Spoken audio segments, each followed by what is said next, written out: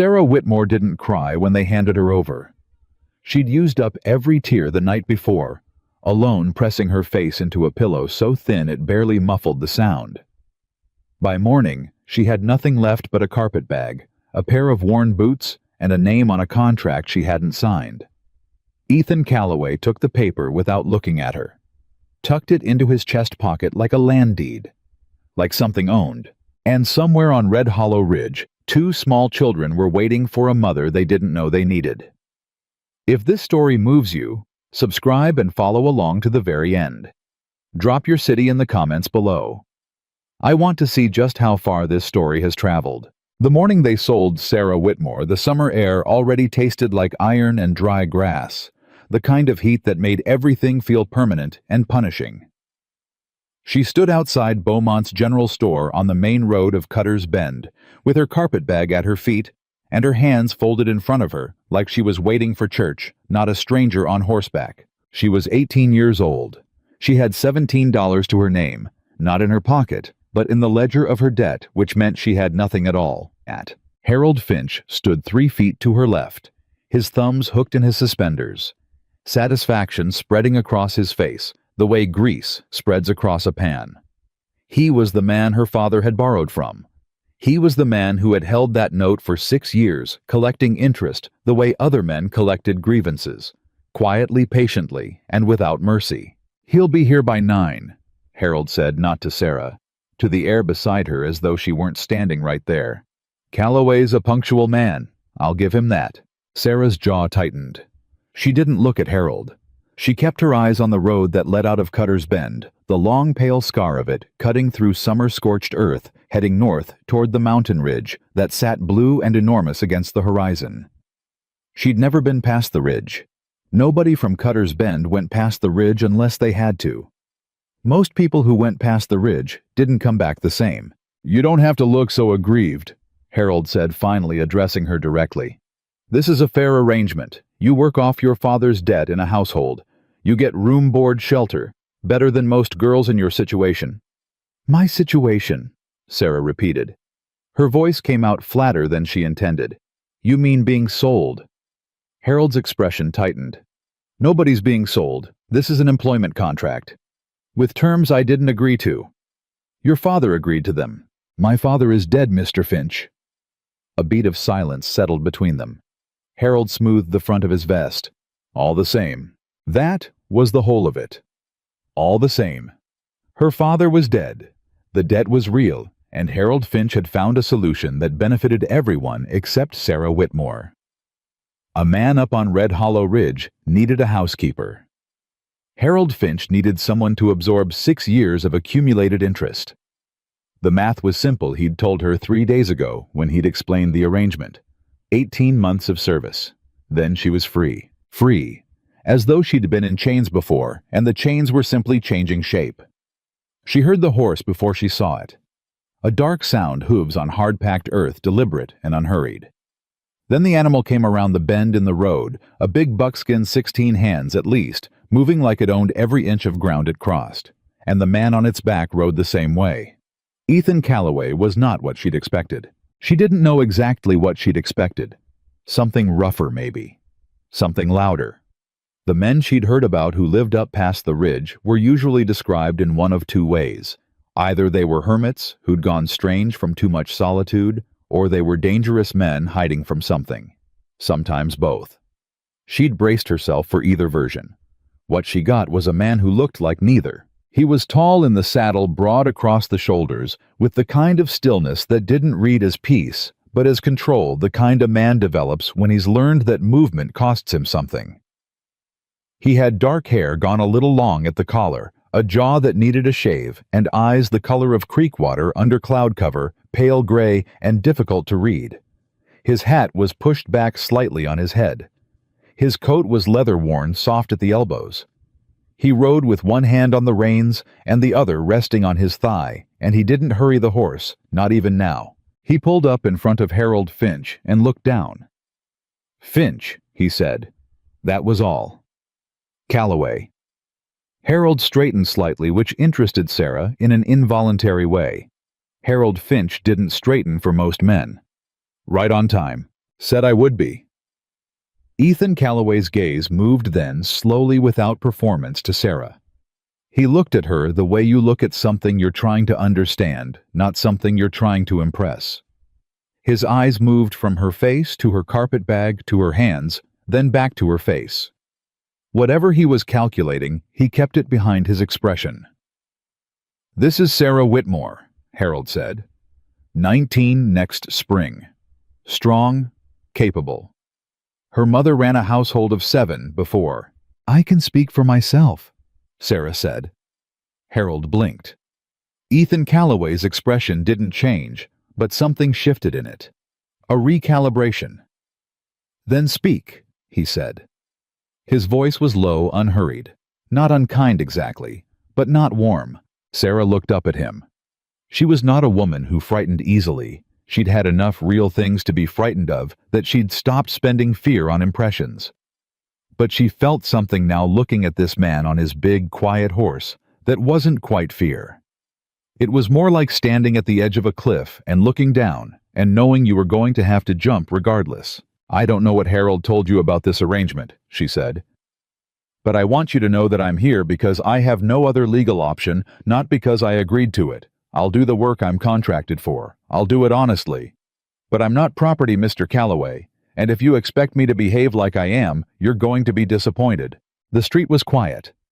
A woman across the road had stopped to watch. A man outside the barber shop was doing the same. Harold Finch looked like he'd swallowed something bitter. Ethan Calloway studied her for a long moment.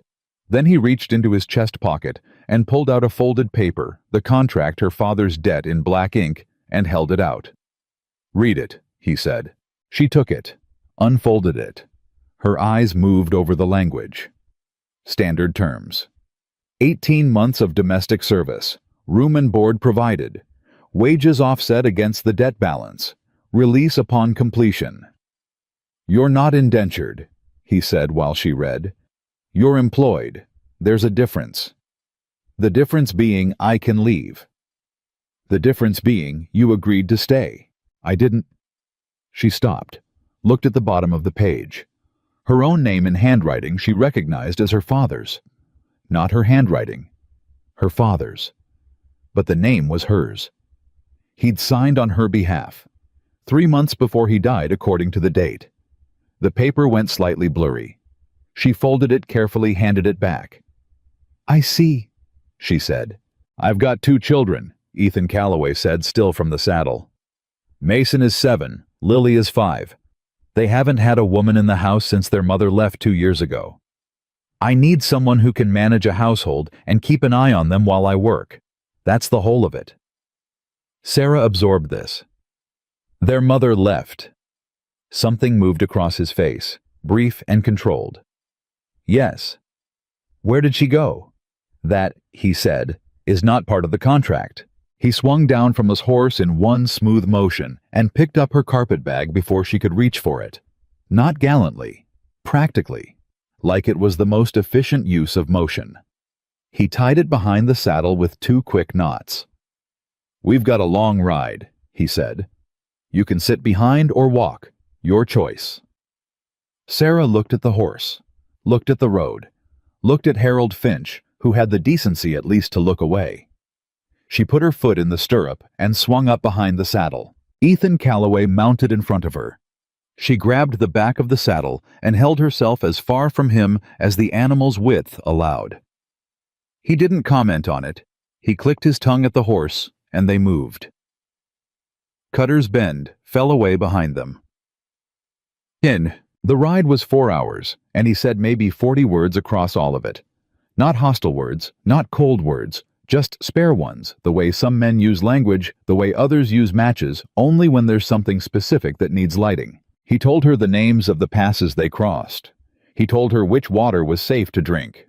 He told her that the summer on the ridge ran hot in the afternoons and cold at night, and that she'd want her heavier clothes accessible, not packed deep. Practical information delivered plainly with no particular concern for whether she found it welcome. She found herself listening carefully despite herself. The mountain was enormous up close. It had looked manageable from Cutter's Bend, the way distant things always look manageable. Up here, moving through the switchbacks and the steep timber, it felt like something that had its own intentions. The trail was narrow in places, and the drop beside it wasn't something she looked at directly. The horse moved through it like it had done this 1,000 times, which it probably had. "Have you always lived up here?" she asked somewhere around the second hour, mostly to break the silence that had started to feel like pressure.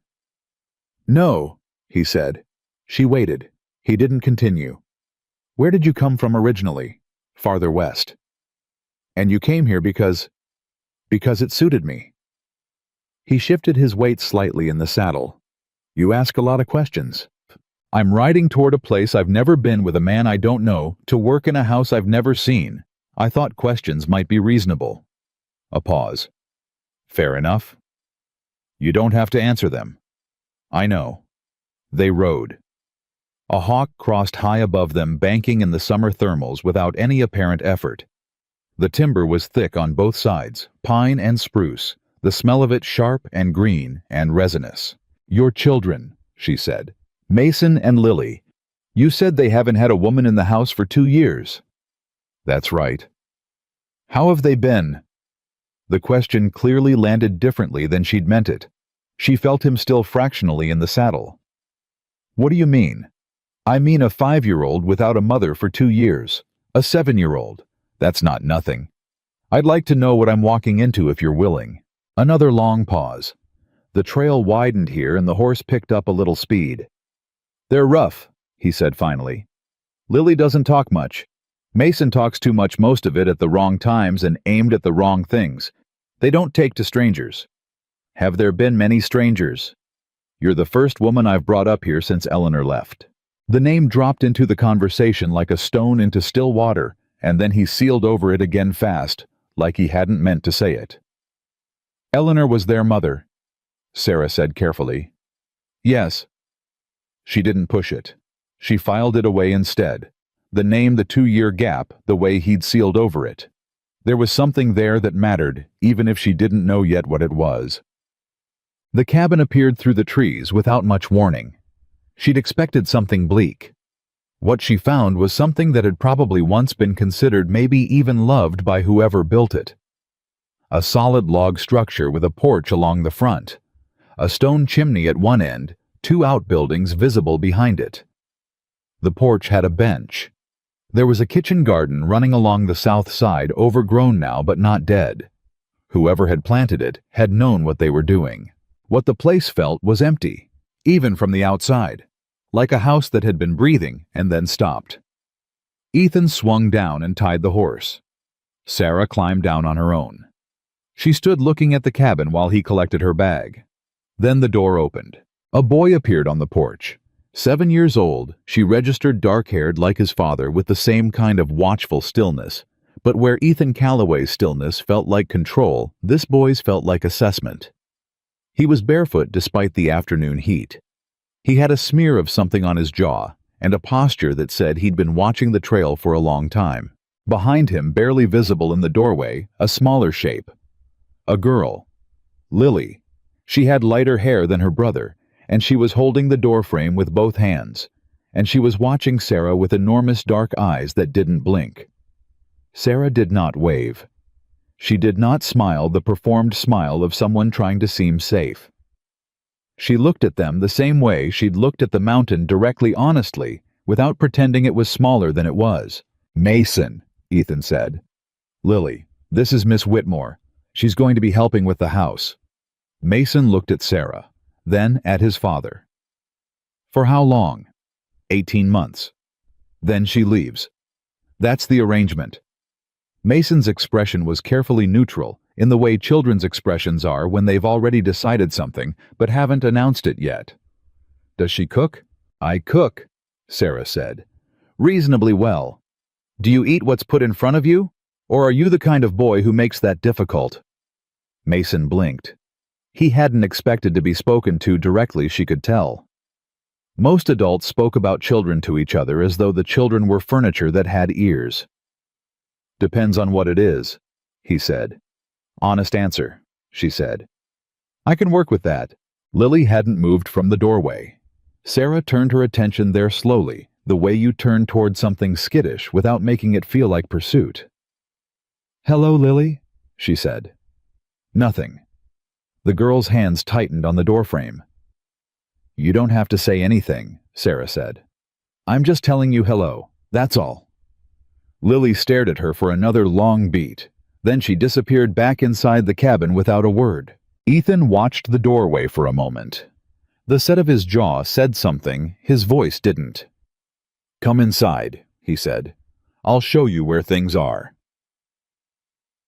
The inside of the cabin was bigger than she'd expected, and messier than it needed to be. Not filthy Ethan Calloway clearly maintained it at a basic functional level. The floor was swept if not scrubbed. The dishes were washed if not organized.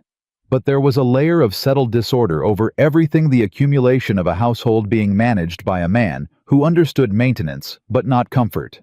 Blankets folded square and hard on the chairs. Curtains that were clean but hung crooked. A kitchen with everything it needed except warmth. She walked through it and cataloged it without comment. Ethan walked her through the rooms, the main living space, the kitchen lean-to, the 2 sleeping areas, and named what things were and where they came from, and how they worked in the same spare, practical way he'd given her trail information. She listened and stored it. "The children share the room on the left," he said. "You'll take the room on the right. I sleep in the loft." "Where did you sleep before?" He paused. "The loft. And before that?" The pause was longer. "That's not something that needs addressing." She let it go. He stood in the center of the main room and looked at her with something she couldn't quite name in his expression, not quite uncertainty, but something adjacent to it. Like a man reviewing a decision he'd already made and had committed to regardless. "The work is straightforward," he said.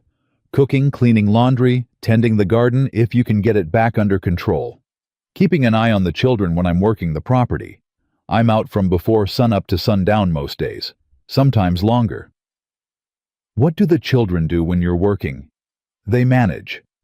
Sarah looked at him. "They're 7 and 5. They know the property. They know the rules. They stay within the fence line." "Do they?" Something flickered across his face. "Mostly." "Mr. Calloway." She kept her voice level. "I'm not trying to criticize the way you've managed. I understand you've been doing this alone. But if you want me to be useful, I need to actually understand what the children's days look like, what they eat, what they're afraid of, what makes them." "They're not afraid of anything," he said. Not defensively, just factually the way he said most things. Sarah looked at him. Lily was holding that doorframe so hard, her knuckles went white. He didn't answer. "Every child is afraid of something," she said. "Especially children who've lost something they didn't have words for yet." The room held his silence for a moment. Outside, she could hear Mason's footsteps crossing the porch back and forth, restless. "You can do what you think is right for them," Ethan said finally. "Within reason." "And what does reason look like here? No coddling, no lies, no promises you don't intend to keep." That last one landed differently. She could hear the specific weight behind it. "I don't make promises I don't keep," she said. He looked at her for a long moment. Then he nodded once and walked out through the kitchen toward the back of the property. Sarah stood in the middle of the cabin. She breathed in the smell of it. Pine smoke, dry wood, something like iron, and something like cold. The curtains shifted in a draft from the uneven window seal. On the floor near the cold hearth, she noticed something she hadn't seen on her first pass through a small cloth rabbit, its ear held on by a single crooked stitch sitting propped against the stone like it had been put there deliberately. She crouched down and looked at it without touching it. Lily's probably. Placed there maybe because the hearth was the closest thing to warmth in a room that didn't have any. Sarah stood up. She looked around at the cold kitchen, the crooked curtains, the dish towels folded with military precision, and no sense of comfort. Then she rolled up her sleeves and got to work. The first supper was a study in silence. She made cornbread from the stores in the dry cupboard, and a venison stew from the meat she found cold-packed, and the root vegetables she salvaged from the back of the kitchen shelf. Simple things. Nothing that required pretense. Mason watched her cook from the table with his chin in his hand. He watched the way children watch when they're trying to figure out whether something is a threat. She didn't perform ease for him. She just cooked. Lily sat on the floor near the hearth, the fireplace finally lit now because Sarah had lit it with the cloth rabbit in her lap. She wasn't doing anything with it, just holding it. Ethan came in from outside and washed his hands at the basin and sat at the head of the table without fanfare. He looked at the pot on the stove and then at Sarah and said nothing. She served it. He served. Mason ate, not enthusiastically, but steadily with the focus of a child who is genuinely hungry and has learned not to make that into a performance. Lily came to the table when Sarah put a bowl down there for her. She sat. She looked at the stew. "It's got carrots," Mason said. "I know," Lily said. The first words Sarah had heard from her. Small voice, careful, like each word cost something. "She doesn't like carrots," Mason told Sarah. "I can eat around them," Lily said with the dignity of a much older person. Sarah sat across from her. "Or I can take them out." Lily looked up. Something shifted in her expression. Surprise maybe that the offer was plain. No fuss, no bargaining. "Okay," she said. Sarah took a spoon and moved the carrots to the side of the bowl, making a small, neat pile. Lily watched this operation with complete attention. "Thank you," she said, barely audible. Sarah nodded. She looked up and found Ethan watching her from the other end of the table. His expression was unreadable. She held his gaze for one beat, then looked back at her bowl. They ate. The fire was the loudest thing in the room. After supper, Sarah washed the dishes. Mason appeared at her elbow and after a moment of hovering, picked up a drying cloth without being asked. She didn't comment on it. She handed him the rinsed bowls, and he dried them, and they worked together in the quiet way of people who don't yet have a language, but have found a task. "You made the fire bigger," he said. It was cold. "Pa doesn't usually make it that big." Is that a criticism or an observation? He considered this seriously. An observation. All right. He says wood doesn't last if you burn it too fast. He's not wrong, she said. But there's a difference between wasteful and enough. Tonight, I chose enough. Mason was quiet for a moment. What happens tomorrow? Tomorrow I'll look at the garden. It's pretty bad. Most things are when they've been left alone. He handed her back a dry bowl. Miss Whitmore. Yes. Where did you come from before? She took the bowl. A town called Cutter's Bend, about 4 hours south. Did you want to come here? She looked at him. 7 years old, looking back at her, without any armor at all, just the question unadorned. No, she said. Not at first. He absorbed this. Pa didn't want Eleanor to go, he said. But she went anyway. She kept her voice steady. What happened after she left? Pa didn't talk for a while. He picked up another bowl and dried it methodically. Not about her, not about much. He just did the work. And you? Mason set the dry bowl on the shelf. I did the work too, he said, like it was obvious, like it had never occurred to him that there might be another option. Sarah looked at this 7-year-old boy who dried dishes without being asked, and told the truth without apology, and kept his sister close, and had been doing the work for 2 years, and she felt something sharp and quiet happen in her chest. You're a good brother, she said. He looked at the shelf. I know, he said. And then very quietly, she still cries at night sometimes, Lily. She doesn't think anyone hears her. Does your father hear her? I don't know. He doesn't say. Sarah dried her hands on a cloth. She looked out the small kitchen window at the dark that had come down over the ridge, thick and absolute, the kind of dark that cities never got. I hear things, she said. I'll be right down the hall. Mason looked at her. Something in him was working through something. She didn't rush it. Okay, he said finally. He put the drying cloth over the rack and walked out of the kitchen. She heard him cross the main room and disappear into the children's bedroom. Sarah stood alone in the kitchen. The fire she'd built had finally taken hold of the room, properly warming the air from the floor up. She thought about Cutter's Bend, about Harold Finch's face when she'd gotten on that horse, about the contract with her father's name at the bottom. Then she thought about a small cloth rabbit propped against cold stone, and a boy who did the work without being asked, and a girl who said thank you, like each word was valuable currency. She went to check that the fire would hold through the night. Then she went to her room, sat on the edge of the bed, and let herself feel alone in the dark all the things she hadn't felt in front of anyone today. When she was done, she lay down. She stared at the ceiling. Down the hall behind a closed door, she heard it, the faint, careful sound of a child crying soft and private, the way children cry when they've learned there's no point in crying loudly. Sarah closed her eyes. She didn't sleep for a long time. She was up before the sun. Not because she'd slept well, she hadn't, but because lying in the dark listening to a house breathe was worse than doing something with her hands. She'd learned that early in the years of her father's illness, when worry had a way of becoming physical if you let it sit still long enough. Movement was the only cure she'd ever found. The kitchen was cold. The fire she'd banked the night before had gone down to coals, and she rebuilt it from those coals the way her mother had taught her, carefully, without waste, feeding it small pieces first until it was ready for the larger ones. Her mother had said that patience with fire was the same as patience with people. You couldn't rush either. You had to earn the heat. She had water heating before the first bird started outside. She had the oats on before the light changed from black to gray.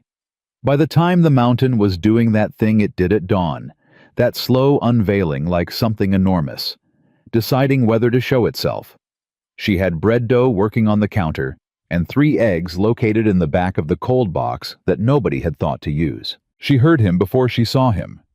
Boots on the floorboards overhead measured deliberate, and then the creak of the loft ladder. And then Ethan Calloway was in the kitchen doorway, hat already on coat in his hand. He stopped when he saw the state of the kitchen, the fire, the pot, the dough. He didn't say anything for a moment.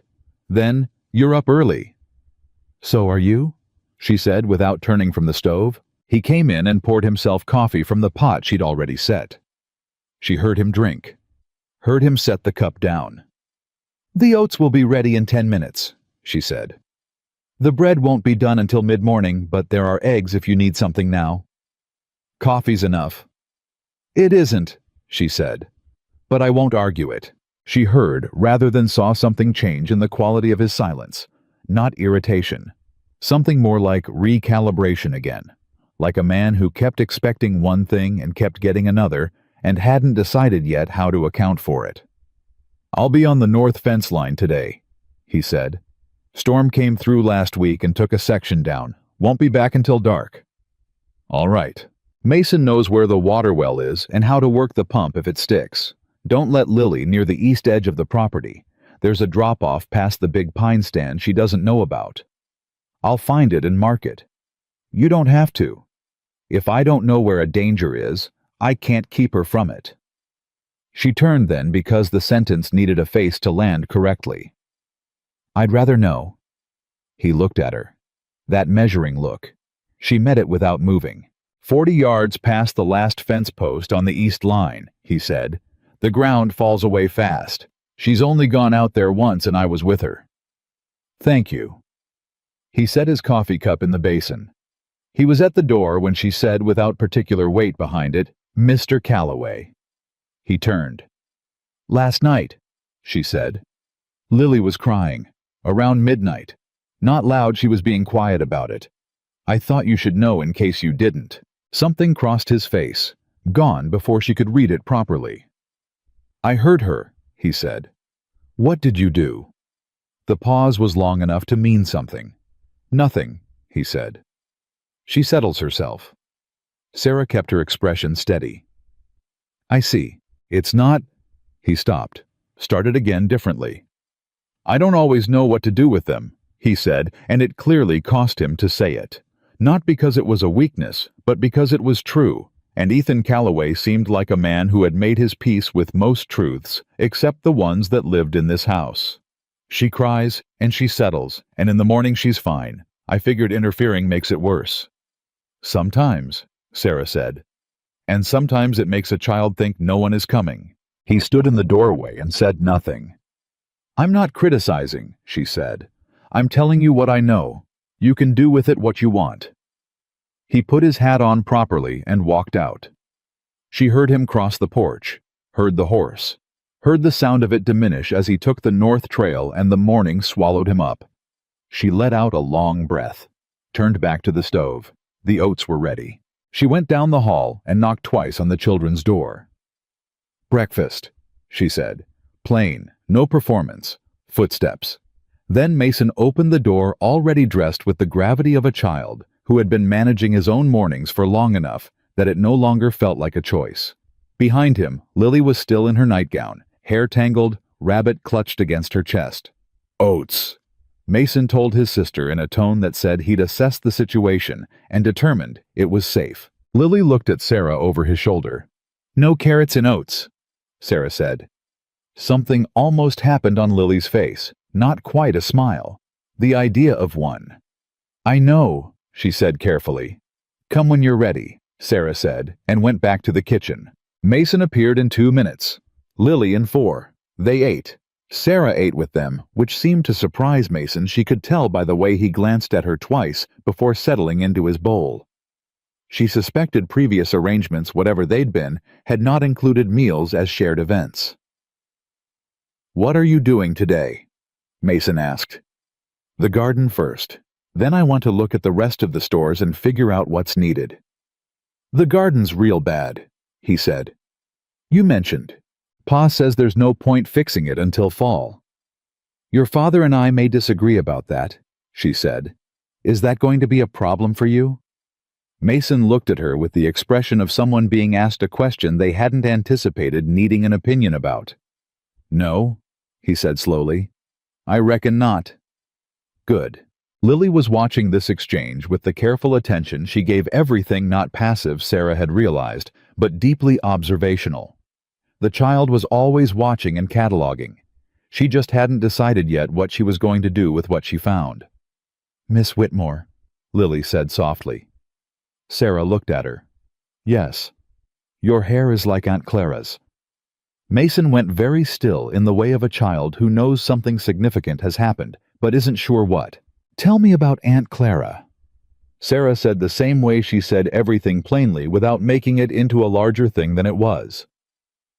She used to visit, Lily said. Before. She stroked one ear of the cloth rabbit. She had yellow hair like yours. She smelled like soap. Clara was Ma's sister, Mason said quietly. She stopped coming after Ma left. Pa wrote her a letter, but she never wrote back. The kitchen held that information for a moment. I see, Sarah said. Then, because the moment didn't need anything added to it, who wants to come look at the garden with me? Mason pushed back his chair. Lily looked at her rabbit, then at Sarah, then stood up with the careful deliberateness of a child making a decision she intended to stand behind. They both came. The garden was, as Mason had accurately reported, real bad. 2 years of minimal maintenance had let the weeds take significant territory, and the summer heat had done the rest. But the bones of it were still good, she could see that. Whoever had designed it had known what they were doing. Whoever had loved it had done so thoroughly enough that even 2 years of neglect hadn't entirely killed what they'd built. Eleanor, she thought. And then put it away. Here's what we're going to do, she said. She crouched down at the edge of the bed and pulled up a handful of weeds, roots and all, and held it up. Everything that looks like this same leaf shape, same color, same stem gets pulled. Everything else gets left alone until I've looked at it. Questions. Mason picked up a weed and examined it with scientific interest. What if we're not sure? Then you bring it to me, and I look at it. Don't guess. Guessing in a garden gets you pulling things you want and leaving things you don't. Like people, Lily said to her rabbit. Sarah looked at her. Exactly like people, she said. They worked for 2 hours. Mason worked with efficient, systematic energy, moving through the rows with the same focused practicality he brought to everything. Lily worked more slowly, more carefully, occasionally stopping to examine something closely before making her determination. She asked questions when she wasn't sure. Each time Sarah looked at what she'd brought and gave her a plain answer, Lily filed it away with visible satisfaction. Sarah watched them out of the corner of her eye and felt something she recognized from her own childhood, the particular comfort of useful work done alongside someone who expects you to be capable of it. By mid-morning, the near beds were cleared, and Sarah's back was aching in a way she welcomed because it was honest and earned and hers. She straightened up. Lily was sitting at the garden's edge, with the rabbit in her lap, running her thumbnail along a leaf she'd decided was interesting. Mason was 3 rows over, still working with the same focused efficiency. "Mason," Sarah called. He looked up. "Go get us some water. There's a pitcher inside on the left shelf." He dropped his handful of weeds and was up and moving before she finished the sentence. She hadn't asked, she'd directed, and he'd responded without question. She noted this. He was a child who had been operating as a small adult for long enough that he responded better to expectation than to request. He needed to be needed. She understood that. She sat down next to Lily in the dirt. Lily looked at her without alarm. She'd moved closer over the course of the morning, Sarah had noticed. The perimeter was shrinking. "What's the rabbit's name?" Sarah asked. Lily considered whether to answer this. Then, Button. "Good name." "Mama made him." Sarah kept her voice entirely steady. "Did she?" Before she went. Lily turned Button over in her hands, examining the crooked stitch on the ear. "The ear came loose once. Mason fixed it. He's not as good as Mama at sewing, but he tried." "The trying matters," Sarah said. Lily looked up at her then, directly the way she rarely did. Her eyes were a complicated color, not quite brown and not quite green. And in them Sarah could see the particular expression of a child who has a large question and has been carrying it alone and hasn't found a safe place to put it down. "Miss Whitmore," she said. "Do you have children?" "No," Sarah said. "Do you want some—" "Lily," Mason said, appearing with the water pitcher and apparently having caught the last exchange. "You can't ask that." "Why not?" "Because it's—" He looked at Sarah. "Sorry." "Don't apologize for her," Sarah said. "She asked a fair question." She took the pitcher from him and poured water into the 3 cups she'd brought out earlier. She handed them out. "Someday," she said to Lily. "Maybe.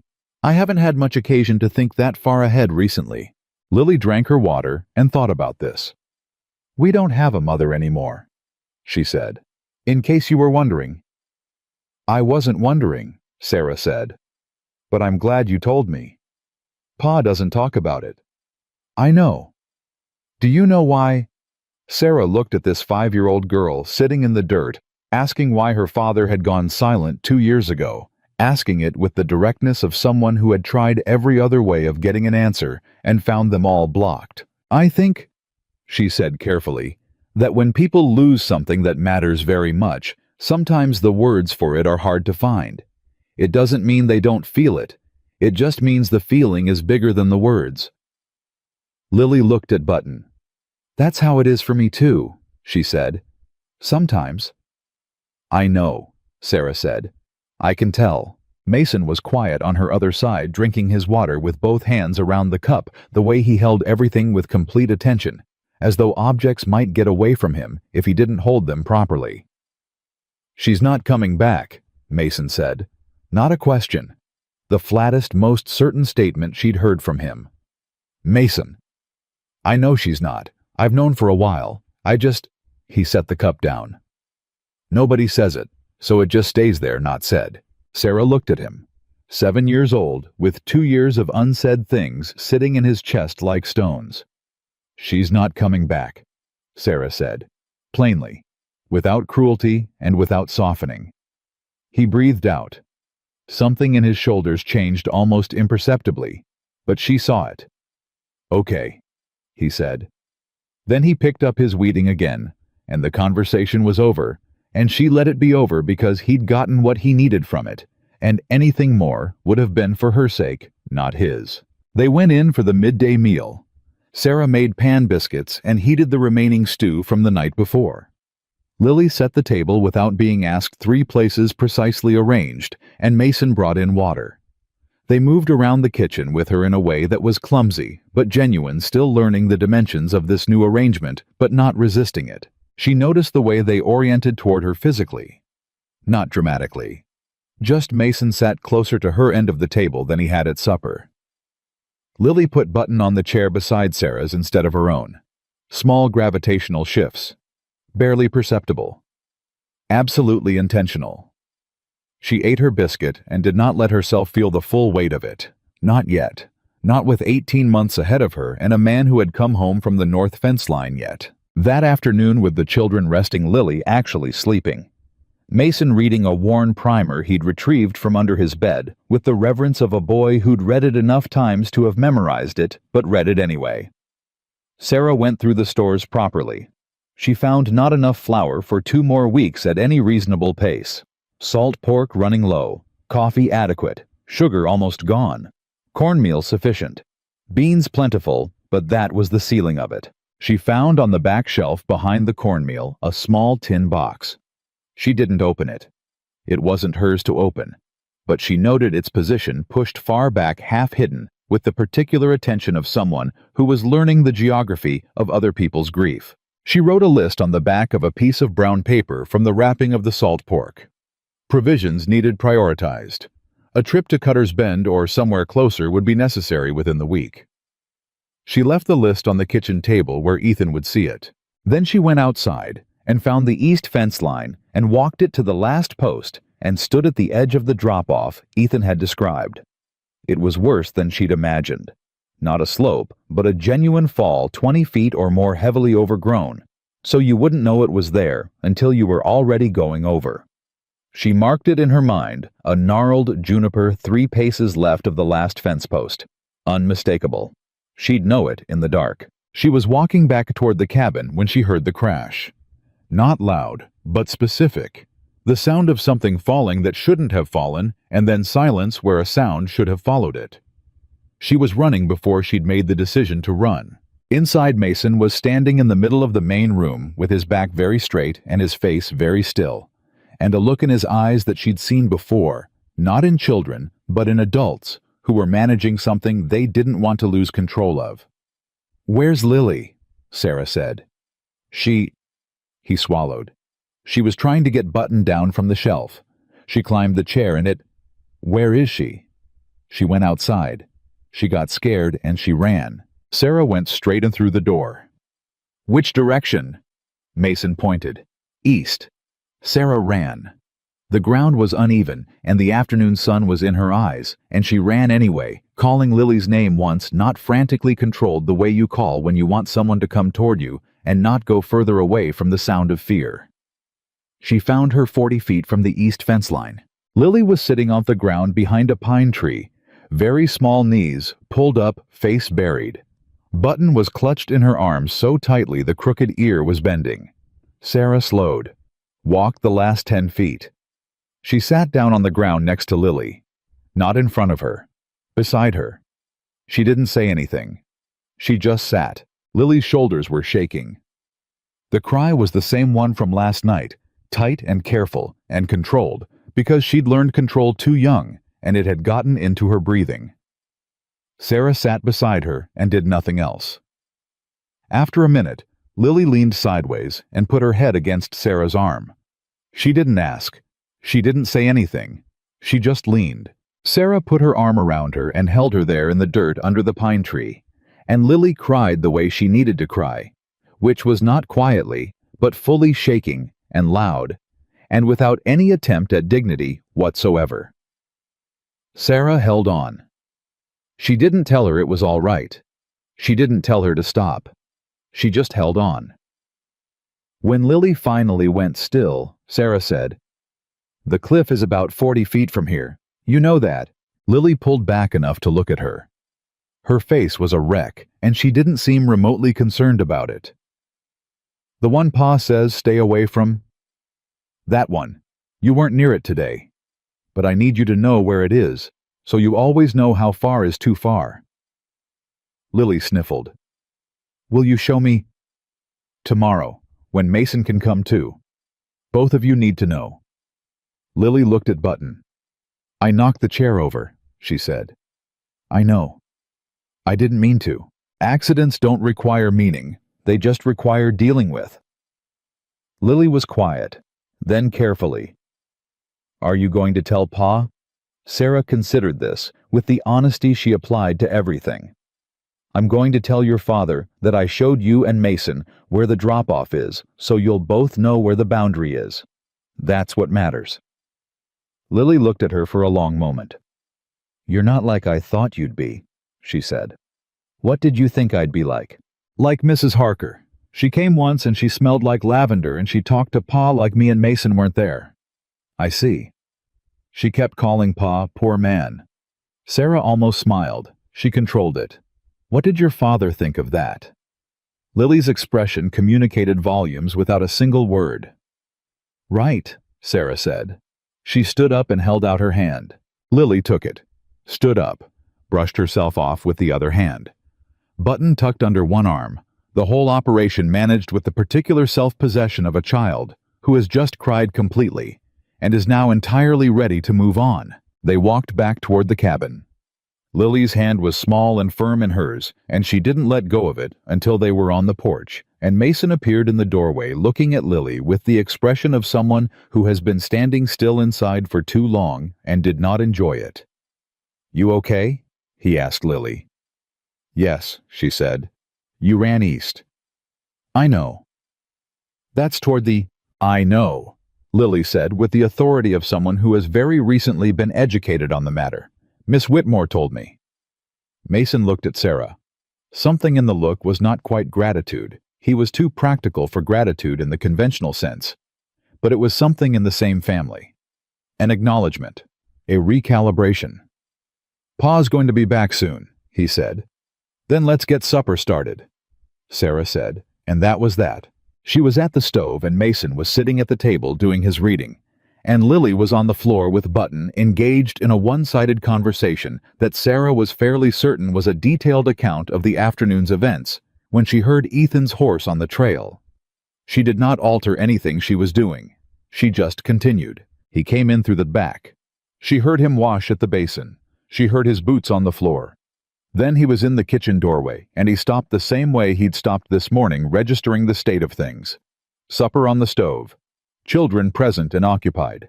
Table already set by Lily.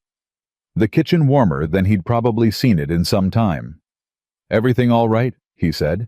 Yes, Sarah said. Mason. Fine, Pa, Mason said, without looking up from his book. Ethan looked at Lily.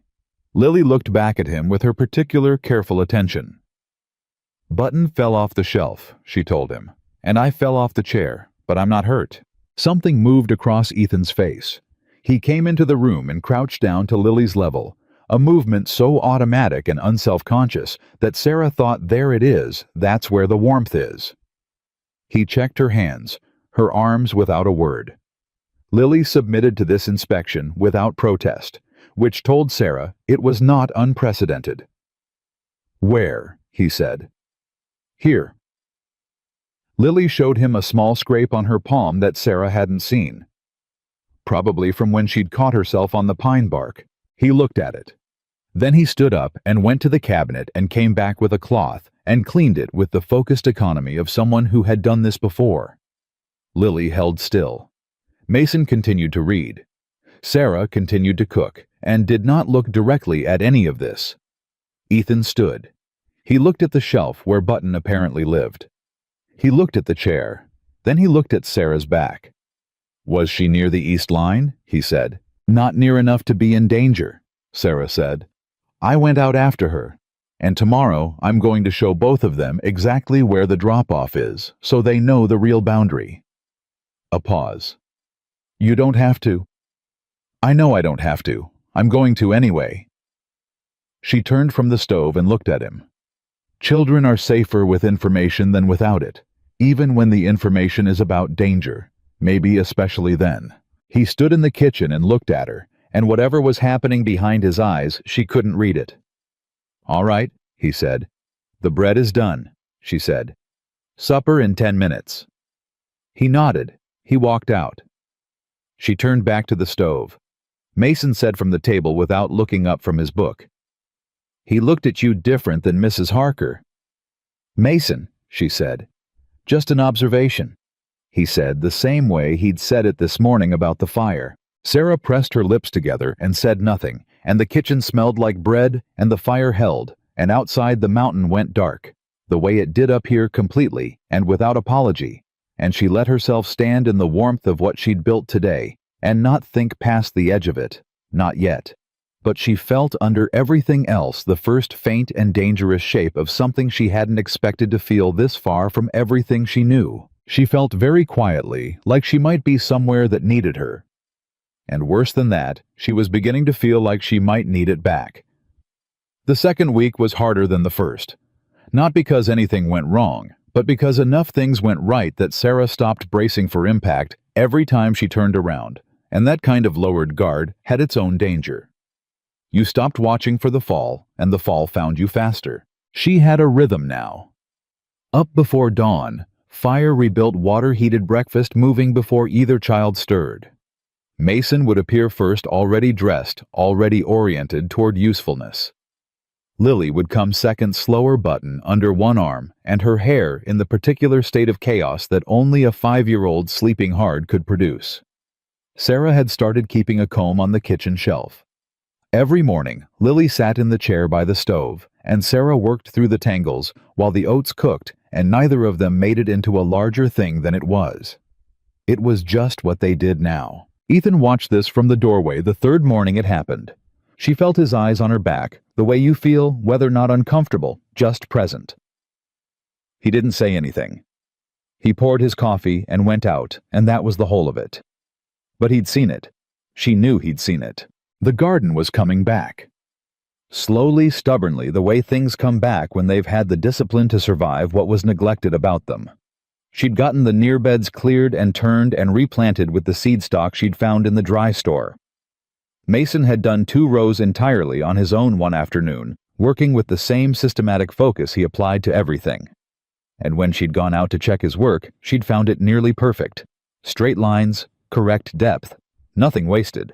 "You've done this before," she said. "Mama used to let me help," he said. He was looking at the row, not her. She knew what she was doing out here. Yeah. He picked up the trowel and moved to the next section. She knew a lot of things. Sarah let the silence stand. She'd learned that about Mason, he didn't need her to respond to every statement. Sometimes he was just placing things into the air to see if they'd stay there. They usually did. It was the end of that same week when the first real crack appeared. She'd been inside getting the midday meal ready. Lily at the table with a piece of brown paper and a charcoal stick.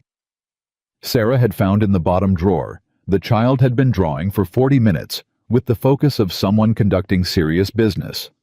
When she heard Mason outside, and then another voice she didn't recognize, she was at the door before she'd thought it through. A man on horseback at the edge of the property. Not threatening in posture, he had the relaxed sit of someone who considered himself welcome everywhere but large, broad in the chest, with a look about him that made the back of Sarah's neck register something before her mind caught up. Mason was standing at the fence line. He hadn't moved toward the man. He hadn't moved away. He was just standing the way his father stood when he was deciding something. "Boy," the man said amiably enough, "your daddy home?" "No," Mason said. "Know when he'll be back?" "No."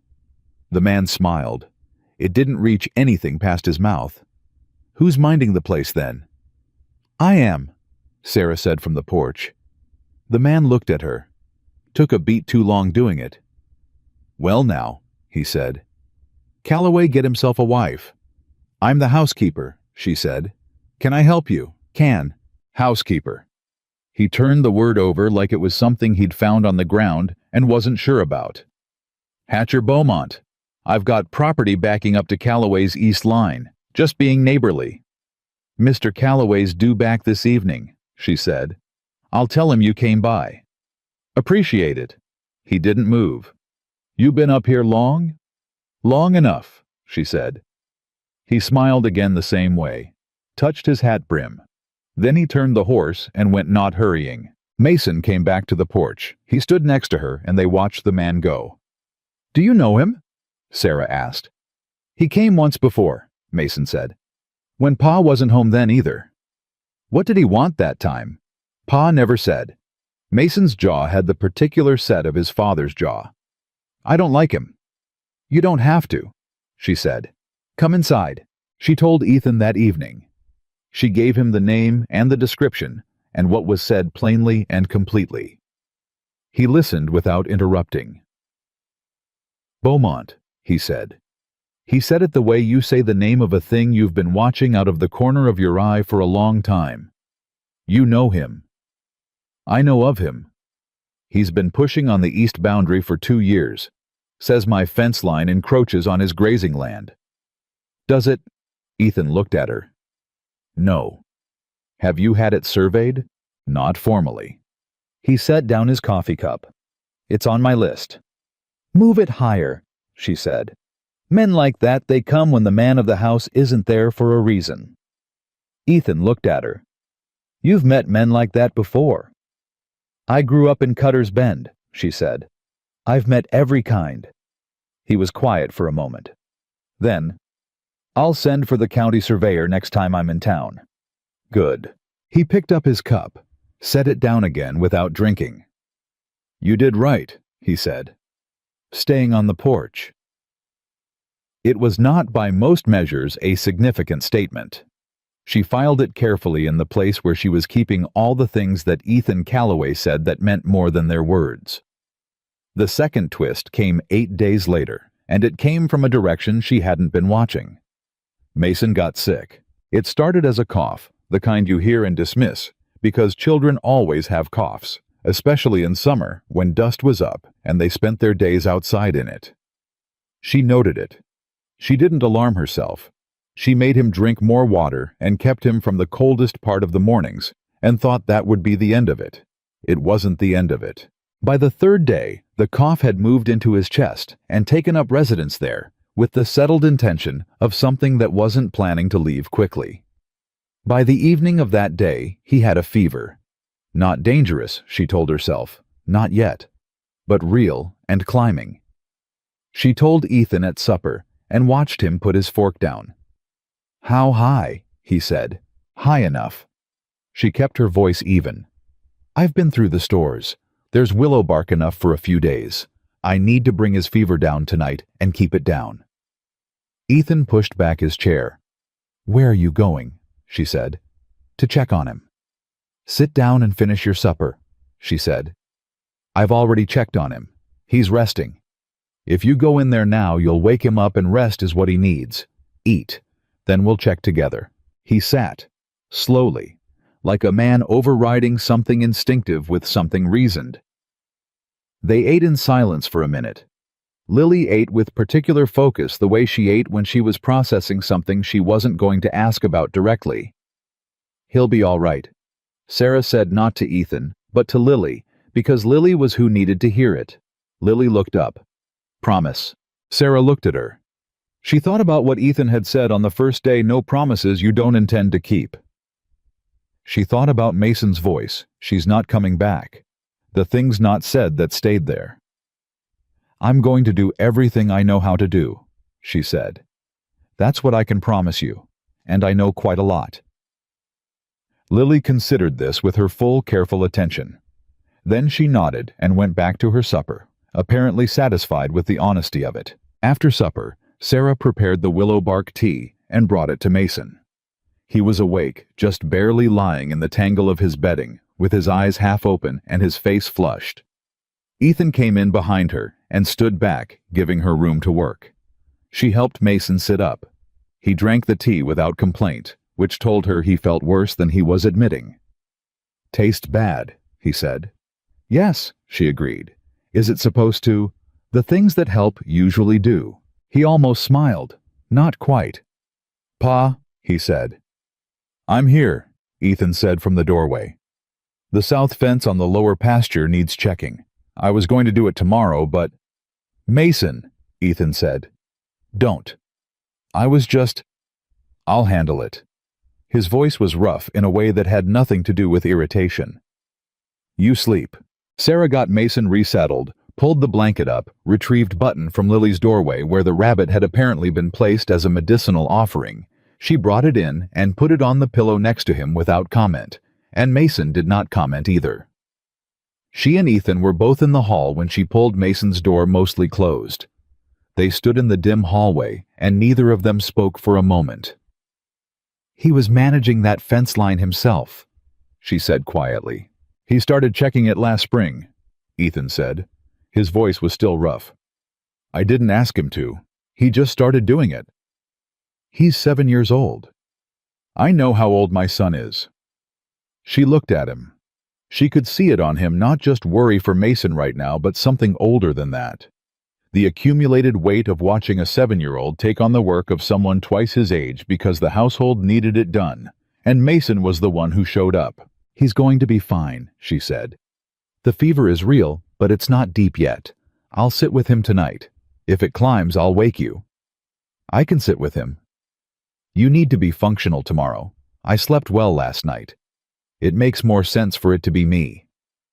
He looked at her in the dark hallway. The argument was logical, and he clearly knew it, and just as clearly didn't like it. "You'd wake me," he said, "if it got worse." "The moment," she said, without hesitation. Something in him settled. "All right."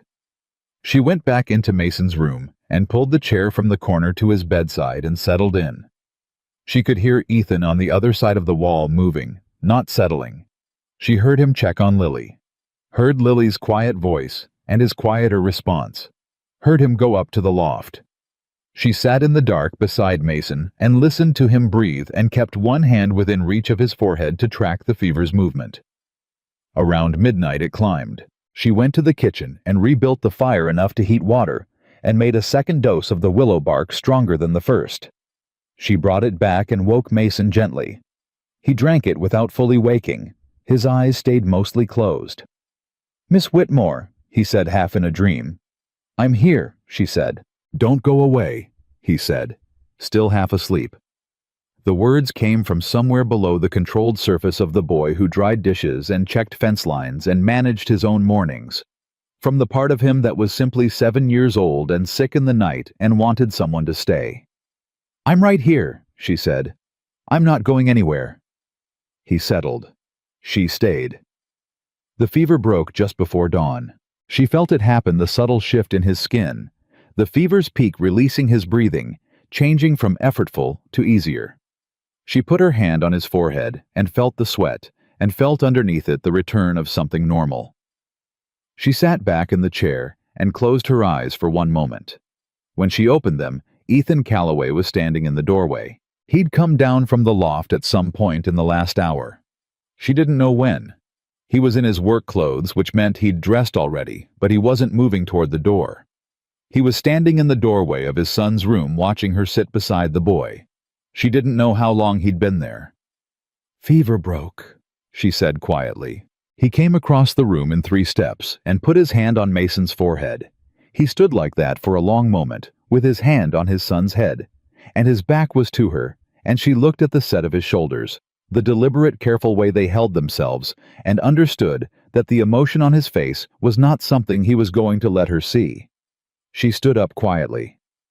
"I'll start breakfast," she said, and she went out. She was at the stove when she heard him, still in Mason's room, say something she wasn't meant to hear. His voice was very low. She couldn't make out the words, but the tone was the tone of a man talking to someone sleeping, saying the things that are only safe to say to someone who can't hold you to them.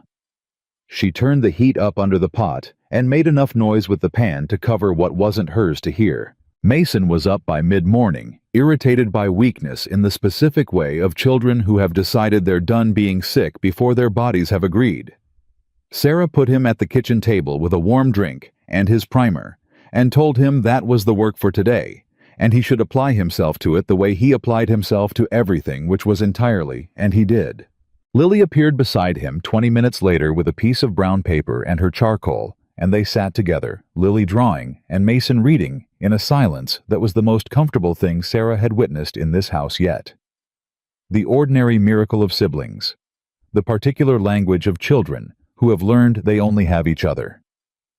Sarah stood at the kitchen window and felt something she was going to have to be very careful about. She was starting to love this house. Not want it, not appreciate it. Love it, the specific and dangerous kind, the kind that made leaving into something with weight and consequence, the kind that sat down inside you and put up curtains without asking permission. She had 4 weeks behind her and 14 months ahead of her, and a contract that ended in a specific conclusion, and she needed to keep those things in the front of her mind, and not let what was happening in this kitchen crowd them out. She turned from the window and started on the midday bread, and did not let herself stand still with it. The twist she hadn't expected came that afternoon when a letter arrived. Not by post. The Ridge didn't get regular post. A rider came up from Cutter's Bend, a boy of maybe 14, who looked exhausted and was clearly relieved to have arrived somewhere with the promise of water. Sarah gave him water and bread, and he gave her a sealed letter addressed to Ethan Calloway, and she brought it inside and set it on the table and told him when he came in at dusk. He looked at the letter for a moment before he picked it up. She watched him read the return address on the envelope. She watched something happen to his face. He put the letter in his chest pocket without opening it. "Who's it from?" Mason asked with the shameless directness of childhood. "Business," Ethan said. "What kind?" Mason, Sarah said, which was all she needed to say, and Mason knew it. But she'd seen the return address. 3 words in a script she didn't know. 2 of them were a place name she didn't recognize. The 3rd word, the last one, was a name. Voss. Voss. She filed it with everything else she was keeping. That evening, after the children were in bed, she was at the kitchen table writing her weekly provision list when Ethan came in from outside.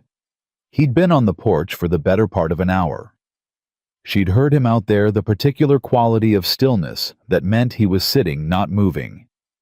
The quality that meant something was working through him that needed space. He came to the table. He stood there for a moment. Then he took the letter from his pocket and set it on the table between them. She looked at it, then up at him. "You don't have to," she said. "It's from Eleanor's father," he said. "Victor Voss. He lives in Colorado territory now. He heard somehow that I'd brought a woman to the house." He sat down across from her. He put his hands flat on the table. "He's written to inform me that if I intend to install a replacement for his daughter in this household, he will pursue legal claim on Mason and Lily." The kitchen went very quiet. "Can he do that?" Sarah said. "He's a man with money in a territory where money talks. Whether he has legal standing is one question. Whether he has the resources to make things extremely difficult, regardless of standing, is a different question." Sarah sat with this. "He doesn't know who I am. He knows a woman is here. That seems to have been enough to motivate him." "What does he want with Mason and Lily?" Ethan's jaw tightened. Eleanor was his only daughter. The children are his only connection to her. Has he been in contact with them since Eleanor? No. The word was flat and final. He made his feelings about this household very clear when Eleanor left. What he wants now is not the children's well-being. It's something else. Sarah looked at the letter. She looked at Ethan's hands flat and still on the table. A man holding himself down by main force. "He won't take them," she said. He looked up. "I don't know how you'll stop him legally," she said, "and I understand this is not my situation to have strong opinions about. But I know those children. I've sat with Mason through a night fever, and I've held Lily in the dirt under a pine tree, and I'm telling you nobody is taking them anywhere. Not while I'm in this house."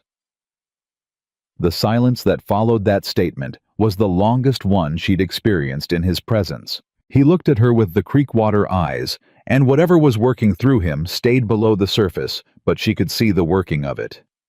"You've been here a month," he said. "Yes." "That's a strong position for a month."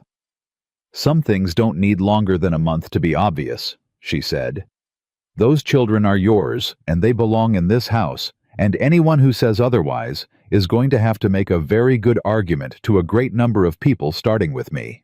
He picked up the letter, put it back in his pocket, stood up. "I'll write to a lawyer I know in Denver," he said. Get a proper accounting of where I stand." "Good." He was at the kitchen doorway when she said, "Mr. Calloway." He stopped. "Mason asked me today if I'd still be here for his birthday." She kept her voice even. "It's 2 months out." He turned enough to look at her. "What did you tell him?" "I told him yes." She held his gaze. "I keep the promises I make." Something moved through his face, layered, complicated, not entirely readable.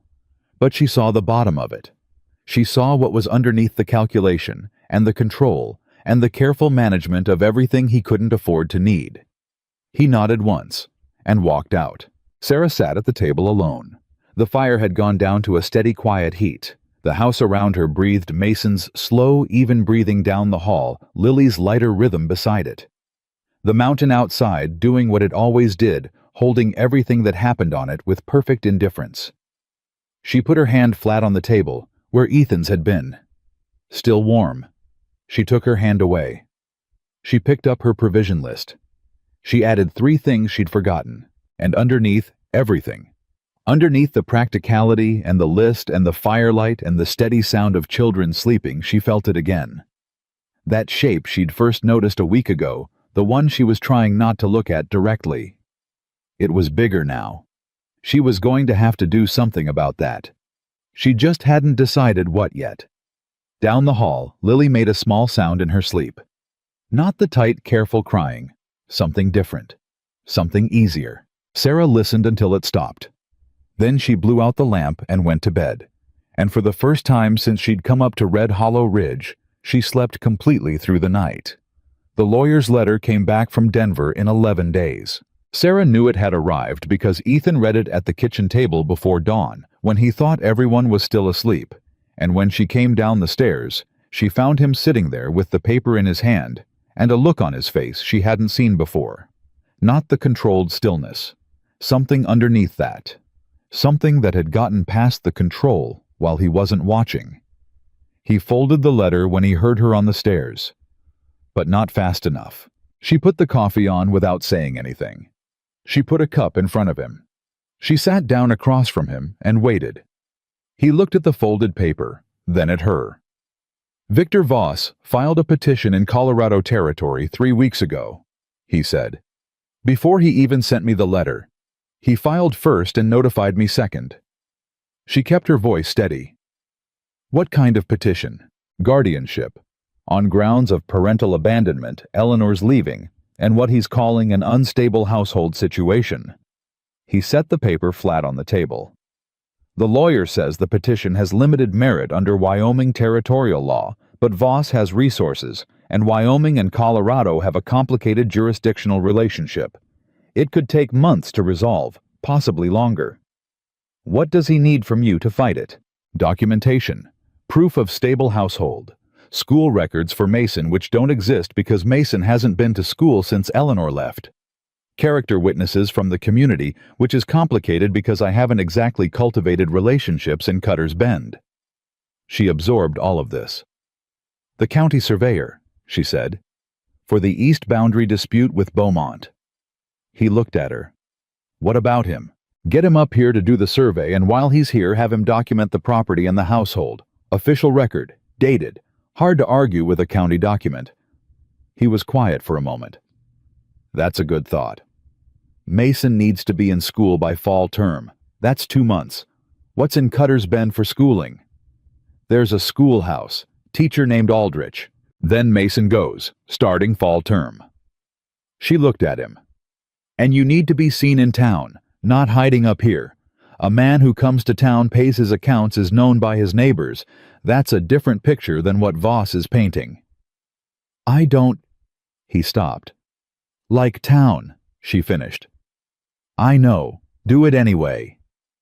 He looked at her with an expression she was learning to read, the one that happened when she said something he agreed with that he hadn't expected to agree with. "There's one more thing," he said. He picked up the letter and looked at it without opening it again. "Voss's petition includes a statement from Eleanor." The kitchen went very still. "She's alive," Sarah said. "Yes?" He set the letter down. "She's in Colorado, living with her father. She signed a statement supporting his petition. He said it flatly, the way you say things that have passed through pain and come out the other side as pure information. She says the household is not fit for children. She says I was difficult, cold, unable to provide emotional stability. Sarah sat with that for a long moment. She looked at this man across the table, the man who had cleaned his daughter's scrape without a word, who had sat in Mason's doorway, saying things to a sleeping child that he couldn't say in daylight, who had come down from the loft in the middle of a fever night to stand in a doorway and watch her and not said a single word about it. She's wrong, Sarah said. He looked up. She may have her reasons for leaving. I'm not in a position to judge that, and I'm not going to. But she's wrong about what's in this house. She held his gaze. And I'll say so to anyone who asks. Officially in writing, whatever form is useful. I've been here 6 weeks. I know what I've seen. Something moved across his face that she didn't have a name for yet. You're contracted help, he said. Not cruelly, just precisely. A lawyer for Voss will point that out. Then let him point it out, she said. The truth of what I've seen doesn't change based on the reason I'm here. He stood up. He picked up the letter. He stood there for a moment with it in his hand, and she could see him doing what he always did, taking something large and painful and finding the precise place in his chest to put it where it wouldn't interfere with the work that needed doing. I'll write to the lawyer today, he said, and I'll get word to the county surveyor. Good. He put his hat on. He went out. She heard the horse on the trail heading down toward Cutter's Bend, and she sat at the table for a moment longer and felt the weight of what was sitting in this house. The petition, the letter, Eleanor's name hanging in the air of the kitchen like smoke that wouldn't clear. And then she stood up and got breakfast started because Mason and Lily were going to be up in 20 minutes and they needed feeding. That was how you dealt with large things. You made breakfast. Mason noticed something was different that morning. He noticed most things she'd come to understand that about him. He had his father's observational precision without his father's poker face. Pa left early, he said. He had business in town. What kind? The kind that needs attending to. She set his oats down. Eat. He ate. But he was watching her with the watchful assessment that meant he was going to come back to it. Lily was drawing again. She'd filled both sides of every piece of brown paper Sarah had given her, and had moved on to a set of smooth boards she'd found in the woodpile, drawing on the pale surfaces with her charcoal with complete absorption. This morning's board showed 3 figures, tall, medium, small, side by side. Sarah had seen it upside down from across the table and had looked away before she could be caught looking. Miss Whitmore, Lily said without looking up from her board. Yes. Are we going to have to go away? Mason's spoon stopped. Sarah turned from the stove. She looked at Lily, who was still drawing her charcoal, moving in small, careful strokes.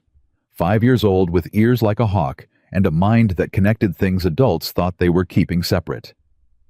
No, Sarah said. Lily looked up. Promise. She thought about the lawyer's letter, about Victor Voss in Colorado Territory with his money and his petition and his daughter's signed statement.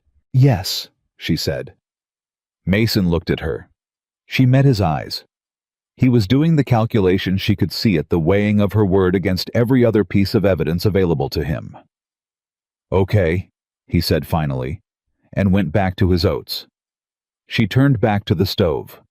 Her hands were steady. Everything else underneath them was not.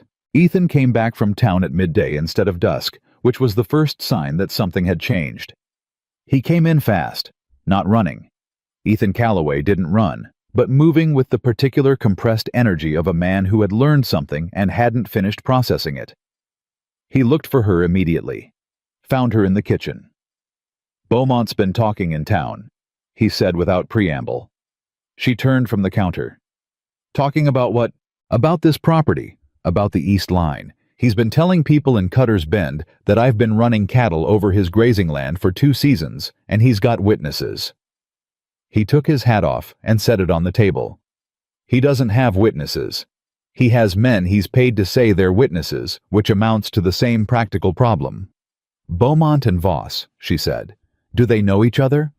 Ethan went very still. She watched the connection land on him. "Think about the timing," she said. Voss files his petition. 3 weeks later, Beaumont starts talking in town. You're being pressured from 2 directions at once. He stood at the table and worked through it, and she could see the moment it assembled into a complete picture. "They know each other," he said, "or they found each other. A man who wants this property and a man who wants these children, those 2 problems could be useful to each other." She kept her voice level. "If Voss wins the guardianship petition, you've got no reason to stay on this property. If Beaumont wins his land claim, you've got no viable property to stay on. Either way, they get what they want." Ethan sat down. He put his hands flat on the table, the same thing he'd done with Eleanor's letter, and looked at the grain of the wood. "I should have dealt with Beaumont 2 years ago," he said. "You were managing other things." "That's not an excuse." "It's not an excuse. It's a fact." She sat down across from him. "You can't fight both of these from up here. You need to be visible cooperative with county authorities, and you need that survey done before Beaumont gets to file anything official." "The surveyor can come Thursday," he said. "I arranged it this morning." "Good. What about a lawyer for the guardianship case?" "Man named Alderton in Cutter's Bend. Not as experienced as I'd like, but he knows the territorial judges. Have him document everything. The household, the children's condition, the garden, the provisions. Everything that shows this is a functioning stable home." He looked at her across the table. "You've thought about this more than I have." "I've had more time to think today," she said. "You've been riding." Something shifted in his expression. Not quite a smile, she'd never seen him fully smile, but an adjustment in that direction. "I'll meet with Alderton tomorrow morning," he said. "I'll write down what I've observed since I arrived. Specific dates, specific incidents. It'll be more useful than general statements." She met his eyes. "If you want it." He looked at her. "I want it," he said. The surveyor came Thursday and spent 4 hours on the property. Sarah made him lunch and answered his questions about the household directly and without embellishment. He was a spare, efficient man named Garrett, who wrote everything down in a small leather notebook and seemed unimpressed by anything except the garden, which he complimented with genuine surprise. "Didn't expect to see a working kitchen garden up here," he said. "It was here when I arrived," Sarah said. "It needed some attention." Garrett looked at the neat rows, the replanted beds, the evidence of recent and sustained labor. "Calloway's got a good piece of land," he said to nobody in particular. "Better than Beaumont deserves to get his hands on." She looked at him. "Is that your professional opinion?" Garrett smiled for the first time. "It's my personal one," he said. "The professional one will say the east fence line is exactly where it should be and has been since the property was filed in 1871. He closed his notebook. "That ought to help your situation, ma'am." "It ought to," she agreed. When she told Ethan that evening what Garrett had said, she watched something in him ease just fractionally, just enough to be visible. "One problem addressed," he said. "One at a time," she said. He looked at her across the table in the evening quiet. Mason already in bed, Lily asleep over her drawing board, the fire down to its working heat, and he said, "Sarah." It was the first time he'd used her name, not Miss Whitmore, not a general address. Her name plain said with the same directness he applied to everything, but with something underneath it that she felt in her chest before she processed it in her mind. "Yes," she said. Her voice came out steady. She was proud of that. "Why are you doing this?" he said. "The lawyer strategy. Thinking through Beaumont and Voss. Writing testimony for Alderton. That's beyond what the contract requires." She looked at him. She thought about the truthful answer, which was complicated, and the simple answer, which was also true. "Mason told me to stay for his birthday," she said. "I told him I would. Whatever makes that possible is what I'm going to do." He was quiet for a long moment. "The contract," he said. "The 18 months. What about it?" He looked at his hands, then at her. "It's not I need you to know that I don't think of you as..." He stopped. Started again with the precision of a man who has learned that imprecise words cost him things he can't afford to lose. The arrangement Harold Finch described the way it was presented to you, that's not what I intended. I know, she said. You said at the start that you weren't property. I did. You weren't wrong. The fire settled. Outside, the mountain wind had picked up, pressing against the cabin walls with the particular insistence of summer storms that hadn't quite committed yet. Mr. Calloway, she said. Ethan, he said. She met his eyes. Ethan. The name sat differently than she'd expected. More natural. More dangerous. I know what you intended. And I know what this has been. They're not the same thing they were when I got off that horse. He held her gaze. No, he said. They're not. The storm that had been threatening committed itself the next morning.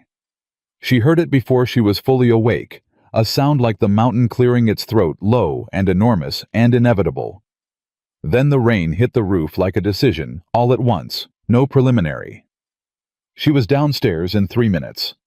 The fire was out, a gust through the chimney had killed it in the night, and the kitchen was cold in a way that had weight to it. She rebuilt the fire. Mason appeared behind her without being called. Big one, he said, listening to the rain. Yes. Pa's going to lose a day on the south fence repair. He'll manage. She handed him the bellows. Keep the fire encouraged. I'll check the water situation. The rain was the kind that made the world outside the cabin disappear. She stood in the doorway for a moment and could see nothing past the porch rail except gray moving water. The garden was going to take a beating. The trail down to Cutter's Bend would be mud soup by noon. They were for practical purposes stranded. She found this less alarming than she would have found it 6 weeks ago. She went back inside and made breakfast, and the four of them, Ethan had come down from the loft with the same alert expression as his son, already thinking about what the weather cost them, sat at the table and ate while the storm said what it had to say to the roof. We're not going anywhere today, Ethan said. No, Sarah agreed. The south fence. We'll wait, she said. It's been standing this long. He looked at her. She looked back. Mason between them tracked this exchange with the expression of a spectator at a chess match who has figured out 3 moves ahead where it's going. Lily said, Can we play a game? Everyone looked at her. She looked back with the perfect composure of a 5-year-old who has decided that a storm day is a storm day, and there's no point being grim about it. What game? Mason said. The one with the cards. Pa knows it. Ethan looked at Lily with the expression he only had for her, the one where the control went soft at the edges. I know it, he said. Then play, Lily said. They played cards at the kitchen table, while the storm worked through its considerable feelings outside. Ethan knew a game that involved complex rules. He explained once, and then enforced without mercy, which meant Mason learned them in 2 rounds out of competitive necessity, and Lily learned them in 4 rounds, because she kept changing the rules when they didn't suit her, which Ethan permitted with a straightness of face that Sarah recognized as a very controlled form of delight. She watched him with his children at that table, and felt the thing in her chest that she had been managing carefully, practically, with great discipline, threatened to become unmanageable. She looked away. She refilled the coffee cups. She kept her hands busy. The morning passed. The rain did not.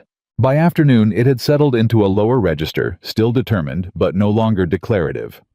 Ethan went out to check the outbuildings which needed it, and came back soaked and tracking mud, and went to change without being asked which she noted, because she'd left dry clothes folded on the trunk at the base of the loft stairs that morning, and he'd taken them without comment, and she'd said nothing. But something in that small exchange felt like a language developing between them that neither of them had named yet. Mason had fallen asleep on the bench with his primer on his chest, which was the most purely childlike thing she'd seen him do, and she'd covered him with a blanket and left him there. Lily was at the table with her boards drawing. Sarah sat across from her and was mending one of Mason's shirts the elbow had gone through when Lily looked up. Miss Whitmore, she said. Are you going to marry Papa? The needle went sideways. Sarah controlled her hand before it did anything more dramatic. "Lily," she said. "Mason says you're not, but I think you might be." Lily looked back at her board with the serenity of someone who has lodged an opinion and is content to let it sit. "You look at him like Mrs. Porter looks at Mr. Porter." "I've never met the Porters," Sarah said very carefully. "We saw them in town once, before." Lily drew a careful line. She looked at him like he was the most interesting thing in the room, even when he was just standing there. She looked up again. "You do that." "I do not." Sarah stopped, started again. "Lily, your father and I have an arrangement, a working arrangement. It's not—" "He looks at you too," Lily said with the devastating certainty of a 5-year-old who has decided she is reporting facts and not opinions. "When you're not looking at him, he looks at you like he's trying to figure something out." Sarah opened her mouth, closed it. Lily went back to her drawing. "Just so you know," she said pleasantly. Sarah looked down at Mason's shirt in her hands and applied herself to the elbow with great concentration for a long moment. When Ethan came back in from outside, changed dry moving through the kitchen to check the stove, she did not look at him directly. She was extremely focused on the shirt. He stopped at the table, looked at Lily's board. "What is that?" he said. "Our house," Lily said. "And us." "Who's that?" He pointed. "Miss Whitmore." Lily pointed to the tallest figure on the board. "That's you. That's Mason. That's me. And Button." She pointed to a small shape beside the shortest figure. Ethan stood looking at the board for a moment. The 4 figures in charcoal on pale wood, side by side, in a row in front of a house with lines coming from the chimney that Lily intended as smoke. "It's good," he said. His voice was slightly rougher than usual. "I know," Lily said. He looked up and his eyes met Sarah's across the table. She had been looking despite her best intentions. She did not look away fast enough.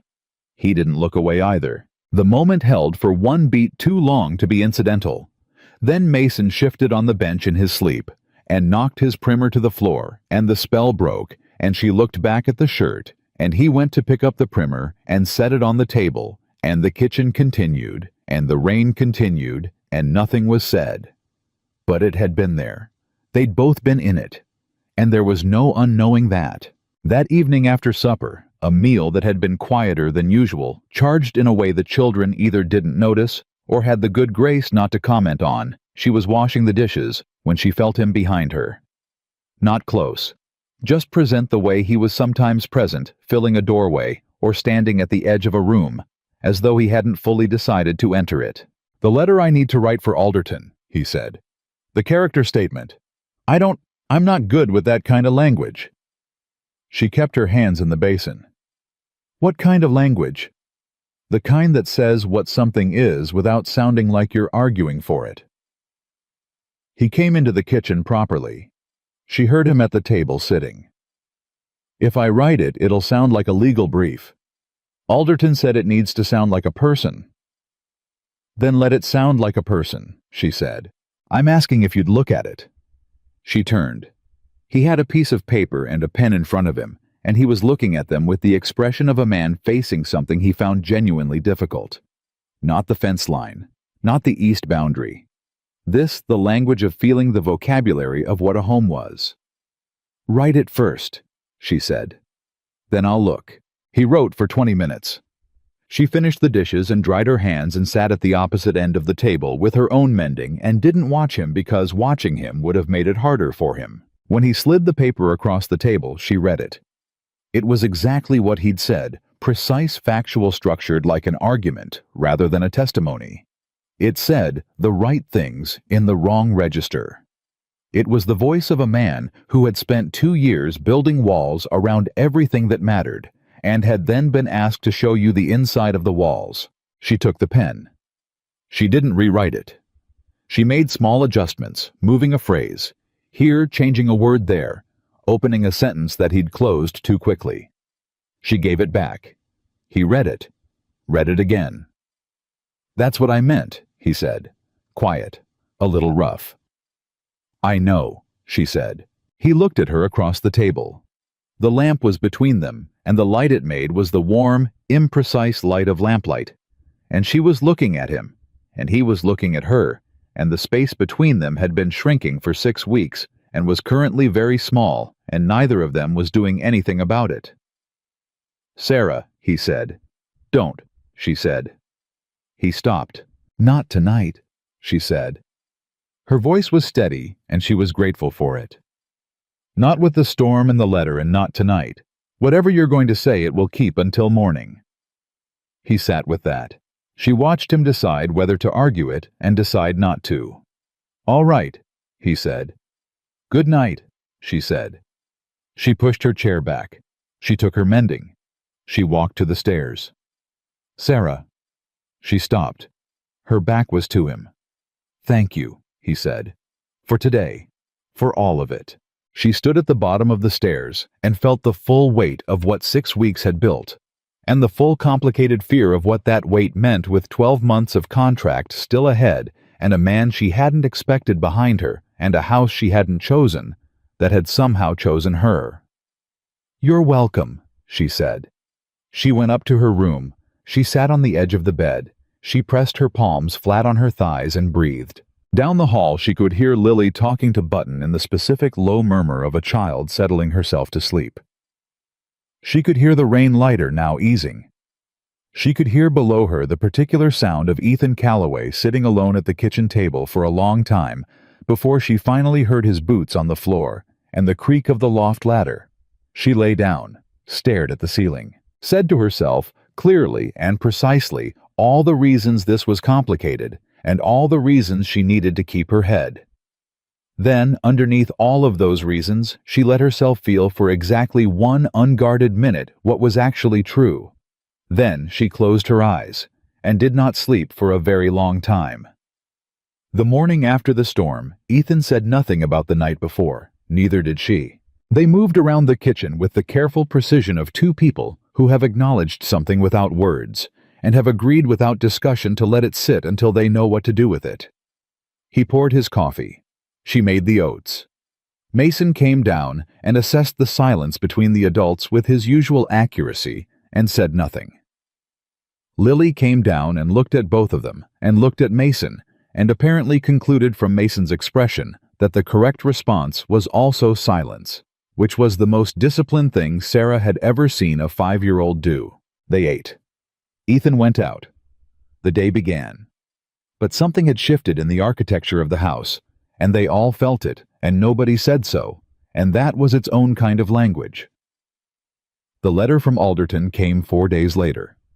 Sarah was in the garden when Mason ran it out to her, still sealed, addressed to Ethan, who was on the property somewhere. She held it and looked at the return address and felt the weight of it. "Do you know what it is?" Mason asked. "I think so," she said. "Go find your father." He ran. She stood in the garden with the letter and waited. Ethan came fast when Mason found him. She could tell by the pace of his boots on the ground. He took the letter from her, opened it standing right there between the garden rows, and read it. She watched his face. He read it twice. Then he lowered it. "The survey came through official record," he said. "County has it filed. Beaumont's claim has no legal standing." He looked at the letter again. "And Alderton submitted the household documentation to the territorial court in Cheyenne. The judge reviewing Voss's petition has requested a delay pending full review." She breathed. "That's good." "It's not over," he said. "Voss will push back." "He can push," she said. "It's harder to push something that's properly anchored." He looked at her. The morning light was full and direct, and neither of them was hiding from it. "Alderton included your testimony," he said. "Your written account." He said the judge specifically noted it. She kept her voice even. "I meant every word of it." "I know you did." He folded the letter. "That's why it worked." Mason was standing at the garden's edge, watching both of them with his chin up and his hands in his pockets, trying very hard to look like someone who wasn't tracking every word. "Well," he said finally. "We're all right," Ethan said. Mason's shoulders came down about an inch. He nodded like this confirmed something he'd suspected. Then he turned and went back to the woodpile he'd been working at, because Mason Calloway expressed relief the same way he expressed everything else, by finding something useful to do with it. The second week after the storm, Victor Voss arrived in Cutter's Bend. Ethan heard it from the liveryman when he went for supplies. A man matching Voss's description had come in on the stage from Colorado, checked into the only boarding house in town, and had been seen that same afternoon going into Alderton's office. Not requesting a meeting, demanding one. Ethan told Sarah that evening, after the children were in bed at the kitchen table, with the same directness he'd been bringing to everything since the storm. She'd noticed that. The storm had dissolved something between them, not the careful management, but the distance that had lived inside it. "He's here," she said. "Yes, that means he's scared," she said. Men with legitimate cases don't come in person to intimidate the other side's lawyer. They let the law work. He came because he doesn't trust the law to work in his favor. Ethan looked at her. "You're very good at reading men like this." "I grew up watching Harold Finch operate," she said. "The methods are the same regardless of scale. Pressure presents implied consequences. It works on people who are afraid." She met his eyes. "Are you afraid?" He was quiet for a moment. "Of losing Mason and Lily?" "Yes." "Good," she said. "Fear in the right direction is useful. Are you afraid of Voss himself?" "No." "Then go to town tomorrow," she said. "Not to confront him, just to be seen. At the bank, at the general store, at Alderton's office. A man who is comfortable in his community going about his business. That's the picture you want." He looked at her for a long moment. "Come with me," he said. She went still. "What?" "To town. Come with me." He said it plainly, the way he said things when he'd already thought them through. Voss's argument is an unstable household. Walking into Cutter's Bend alone undermines that less than walking in as a household. She understood the logic. She also understood that it wasn't only logic. "All right," she said. They left Mason and Lily with the nearest neighbor, a woman named Ruth Hensley, who lived 2 miles south and Sarah had discovered been keeping a quiet eye on the Calloway property for 2 years, out of the kind of practical, neighborly concern that doesn't announce itself. Ruth arrived without fanfare, took one look at the state of the garden, and complimented it with the specific warmth of someone recognizing their own care being continued. The ride down to Cutter's Bend was the same 4 hours as the first time, but nothing else about it was the same. She didn't hold the back of the saddle. She didn't put the maximum distance between herself and Ethan that the horse's width allowed. She rode behind him with her hands at his sides, and they talked not constantly, not performed conversation, but the real kind that happened between people who had run out of reasons to be careful with each other. He told her about how he'd come to Red Hollow Ridge. Not the short version farther west suited him, but the real one. He'd been a cattle hand in Nevada for 6 years, working other men's land and other men's cattle, and there'd been a point where he'd looked up and understood that he was going to spend his whole life doing that, unless he did something different. He'd saved for 4 years. He'd found the ridge property through a land agent in Cheyenne. He'd built the cabin himself, mostly with 2 hired men for the heavy work. He'd brought Eleanor up here believing she'd understood what it was. She hadn't, he said. "No," Sarah said. She thought she had. She wasn't lying when she came up here. She genuinely believed she could make peace with the isolation. He was quiet for a stride or two. "But belief and reality are different things, and I knew that gap was there by the end of the first year, and I didn't do enough about it." "You blame yourself." "I blame the situation. I contributed to the situation. That's honest." She held that. Then, "What would you have done differently?" He thought about it for long enough that she respected the answer before it came. "Listened more," he said. "I'm good at managing things. I'm less good at listening to people who are struggling with things I can't manage." "That's an honest accounting," she said. "It's taken me 2 years to get there." They rode. The trail opened up and the valley came into view below them, the town small and human-scaled against the enormous indifference of the land. "Sarah," he said. "Yes, When the contract is done. He stopped. She felt the steadiness of his breathing through her hands at his sides. 18 months. When it's done. Ethan. I'm not asking you to decide anything, he said. I just need to say it. When the 18 months are done, I'm going to ask you to stay. Not because of the children. Not because of the house. Because of... He stopped. Started with different words. Because of what this is. Whatever this is. She sat behind him on that horse, and felt the full consequence of what she'd been keeping careful management of for 2 months hit her without any management at all. Ask me then, she said. Her voice was almost entirely steady.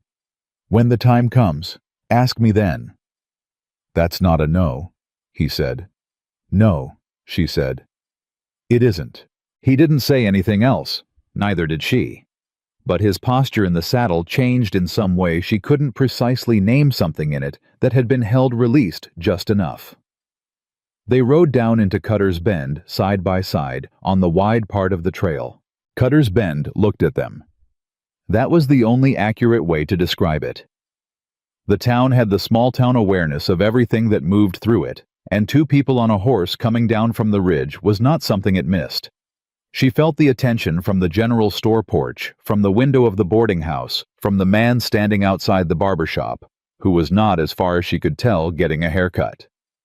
She sat up straight. She did not look away from anything. Ethan went to the bank first. She waited with the horse and watched the street and felt rather than saw the moment Victor Voss walked out of the boarding house. He was a tall man, well dressed in the way of men who use clothing to communicate authority. Silver-haired, carried himself like someone accustomed to rooms rearranging themselves when he entered. He came down the boarding house steps and saw her and stopped. She looked at him. He looked at her. His expression was doing the calculation who she was, what her presence meant, how to adjust. She did not help him adjust. She held his gaze and said nothing, and let him stand in the discomfort of being looked at directly by someone who wasn't afraid of him. He walked toward her. You'd be the housekeeper, he said. Not a question. I'd be Sarah Whitmore, she said. You'd be Victor Voss. He blinked. She'd used his information before he could use hers. Small thing. Mattered. My grandchildren are up on that ridge, he said. Your grandchildren are thriving on that ridge, she said. Mason is reading 2 years ahead of his age. Lily is the most observant child I've ever met. They're healthy and fed and loved.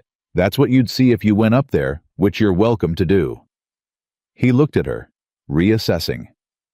My daughter made her choices, Sarah said. Her children made none of them. They didn't choose to lose their mother. They didn't choose to spend 2 years without a woman in the house. They didn't choose any of this. What they have now is a stable home, with a father who loves them and works himself to the bone for them every single day, and that is what the territorial court is going to see when it looks at the evidence. Voss's jaw tightened. You're remarkably confident for someone in a contracted position. I'm remarkably clear, she said. There's a difference.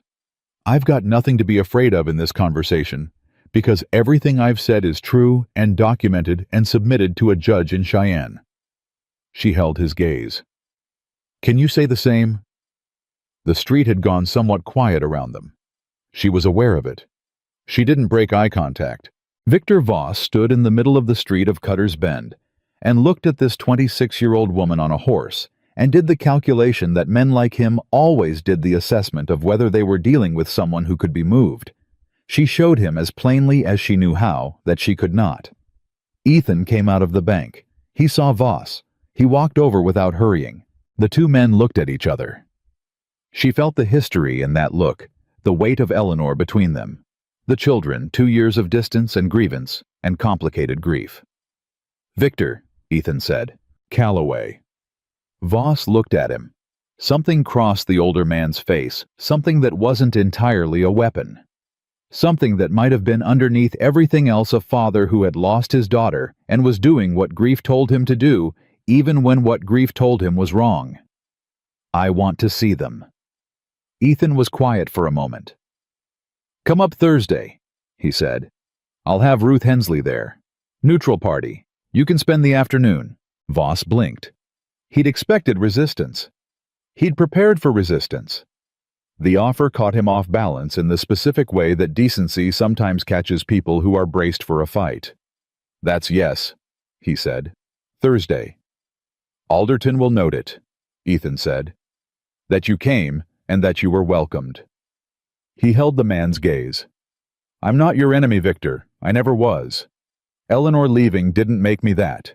Voss looked at him for a long moment. Something in the older man shifted. Not collapsed, not surrendered, but moved.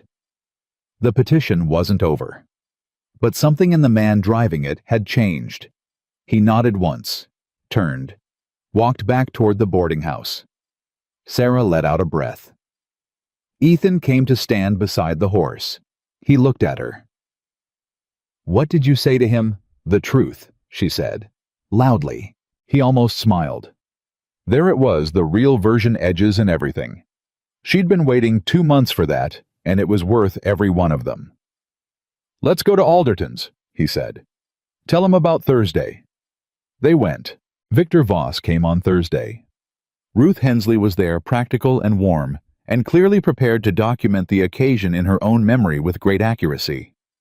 Mason met his grandfather at the fence line with the wary assessment of someone who had been told the visit was happening and had prepared himself for it with characteristic thoroughness. Lily stayed on the porch and held button and watched. Voss crouched down to Mason's level. Something he hadn't expected to need to do, she could tell the movement was effortful, not instinctive. You look like your mother, Voss said. People say that, Mason said. She had your eyes. I know. Mason studied him. She's not coming back, is she? Voss flinched, just barely. No, son. She's not. Okay, Mason said. The same way he'd said it to Sarah 2 months ago. The same breath out. The same small settling. Do you want to see the garden Miss Whitmore fixed it? He looked up at Sarah. She kept her expression still. I'd like that, Voss said. Mason took his grandfather through the garden with the tour guide authority of someone who had participated in its restoration and felt entitled to present it. He named what was planted and where and why. He showed the replanted beds and the straight rows he'd done himself. Voss walked beside him and listened, and didn't say much, and she watched the old man's face and saw something happening in it that the petition hadn't prepared for. He was seeing what was actually there. Lily came off the porch eventually. Not quickly. Lily never did anything quickly when strangers were involved. But she came, and she stood near Sarah, and at some point, Voss crouched down to her level the same way he had for Mason, and Lily showed him button without being asked which was the highest honor she gave. Did you make him? Voss asked. Mama made him, Lily said. But Mason fixed his ear. Voss looked at the rabbit's ear, at the crooked stitch. He looked at it for a long time. When he stood up, his eyes were not entirely dry. He was a man who didn't allow himself to show that in public, and she respected the effort, even as she registered the fact. He stayed 3 hours. He ate the lunch she'd made at the kitchen table with his grandchildren and with Ethan, and the conversation was not easy and was not pretend, but it was real, and real was something she had learned to value over every other quality. When he left, he paused at the fence line and turned back. Miss Whitmore, he said. She came to the porch rail. Eleanor. He stopped, started differently. My daughter made her choices, and she has to live with them. These children didn't choose anything. I want you to know that I understand that now. She looked at him. What are you going to do about the petition? He looked at the house, at the garden, at Mason, who had already gone back to checking the fence line because he was 7 and the fence needed checking. I'll speak to my lawyer, he said. It was not a withdrawal, but it was a door opening where a wall had been. You're welcome back, she said. Whenever you want to see them. He nodded. He left. Ruth Hensley, departing shortly after, pressed Sarah's hand at the door and said, You did good, girl, with the specific warmth of a woman who has watched a lot of things and knows what good looks like. Sarah held on to that for the rest of the day. The letter from Cheyenne came 3 weeks later. The territorial court had reviewed the petition and found insufficient grounds to proceed under Wyoming law. Victor Voss's claim was dismissed without prejudice, meaning he could refile, but the current case was closed. The survey documentation, the household testimony, the dated records, all of it had done exactly what it was supposed to do. Ethan read the letter at the kitchen table in the morning. He set it down. He looked at it. Then he looked at Sarah. "It's done," he said. She sat down across from him. She looked at the letter. She felt something she hadn't expected, not just relief, but a kind of grief underneath it. The crisis had been the shape their closeness had been built around, the urgent common purpose that had made it safe to be in each other's orbit. With it resolved, the space was different. More open. More honest. More frightening. "It's done," she said. Mason appeared in the doorway, reading them both in 3 seconds. "Is it good news?" "Yes," Ethan said. Mason walked to his father and put his hand briefly on his father's shoulder, a gesture so adult and so genuine that it stopped the room, and then he walked to the bread box and cut himself a piece, and went back to whatever he'd been doing. Lily appeared behind where Mason had been. She looked at her father. She looked at Sarah. "Are we happy?" she said. "Yes," Sarah said. "We're happy." Lily nodded. She climbed into her chair at the table and picked up her charcoal board. She drew a sun in the corner of it, large and definitive. She showed it to Sarah. "For today," she said. "For today," Sarah agreed. The weeks that followed were the quietest in Sarah's memory. Not empty quiet, the full quiet of a household that has survived something and come out the other side into something that works. She baked bread and tended the garden and sat with Mason over his primer in the evenings before the fall term began and taught him things Aldrich's schoolroom would build on. She sat with Lily in the afternoons, and the child talked more, now full sentences, questions she'd been holding for months, observations about everything she'd been cataloging in silence. Ethan came in from the day's work and washed at the basin and sat at the table, and the 4 of them ate supper, and the fire held, and the mountain outside did what it always did, which was everything and nothing enormous and indifferent. And none of that mattered, because inside the cabin something had been built that the mountain couldn't touch. She did not let herself forget the contract. 12 months remaining, then 11, then 10.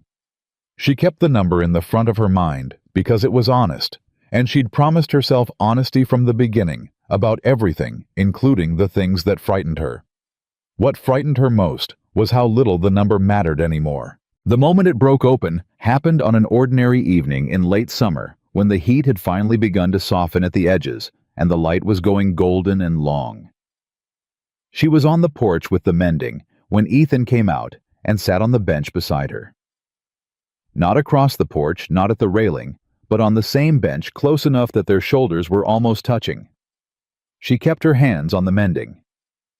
"I heard from Alderton today," he said. "What did he say?" "Voss has been in contact, through his lawyer." He looked at his hands. "He wants visiting rights. Formal, scheduled, nothing adversarial." She looked up. That's good." "It's what the children deserve," he said. "Whatever else, he's their grandfather. I should have offered it before he felt like he had to fight for it." "You were protecting them." "I was protecting myself," he said. Quietly, precisely. "I thought if I kept everything tight enough, nothing else would leave." He paused. "That's not the same thing." She set the mending down. She looked at him. "Ethan," she said. "I know," he said. "I said I'd wait until the contract was done. I'm going to keep that."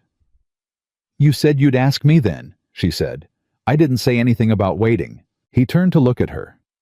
The evening light was full on his face, and she could see all of it, every part of the 2 years before she arrived, and the 2 months since the grief and the work, and the slow, difficult process of a man learning to let something in that he'd decided to live without.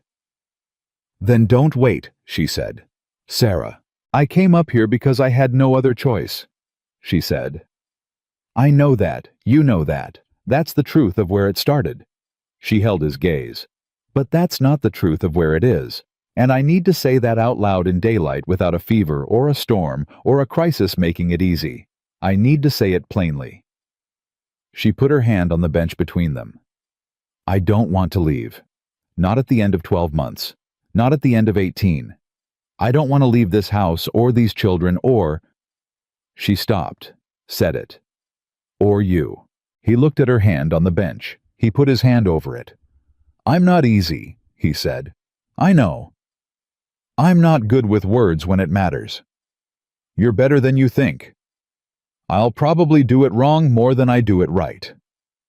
Ethan, she said, I spent 6 weeks watching you rebuild something you thought was finished.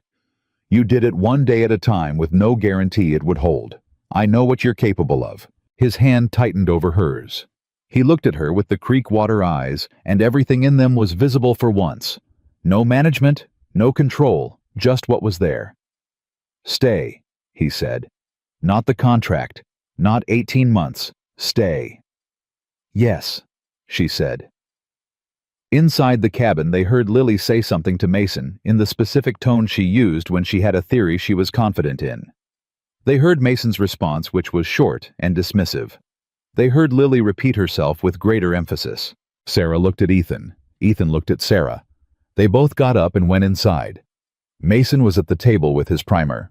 Lily was standing in the middle of the room holding Button and her charcoal board with an expression of supreme vindication. I told you, Lily said to Mason. You told me what Sarah said. Lily held up the board. The drawing she'd done weeks ago, the 4 figures side by side in front of the house with the smoke coming from the chimney. She pointed to the 2 tallest ones. I told him you'd stay, Lily said. He said you might not. I said you would. She looked at her father and then at Sarah with the absolute certainty of a 5-year-old who has understood something long before the adults did. I could tell. Mason looked at his primer, then at the ceiling. Then at Sarah with the expression of a boy conceding a point he'd never actually doubted. Fine, he said. You were right. I know, Lily said with perfect serenity. She put Button on the table. She climbed into her chair. She looked at her board and added 2 more lines to the smoke coming from the chimney, thicker now, fuller, more permanent. Ethan put his hand briefly at the back of Sarah's neck, light, deliberate, the gesture of a man who has stopped rehearsing things before he does them. Then he pulled out his chair and sat at the table, and Sarah sat across from him, and Mason read his primer, and Lily drew her smoke, and the fire held, and the evening came down over Red Hollow Ridge the way evenings do when a house has finally become what it was always supposed to be. She had come to this mountain without a choice. She was staying by choice. And there was not 1 inch of difference in the end between arriving and belonging, only the time it takes a person to recognize the place that was always meant to hold them. That was where Sarah Whitmore's story ended. Not with a declaration, not with ceremony, not with anyone watching or recording or bearing witness, except 4 people around a kitchen table and a fire that had learned by now to hold through the night without being asked. It ended the only way real things end, quietly, completely, and without the slightest doubt.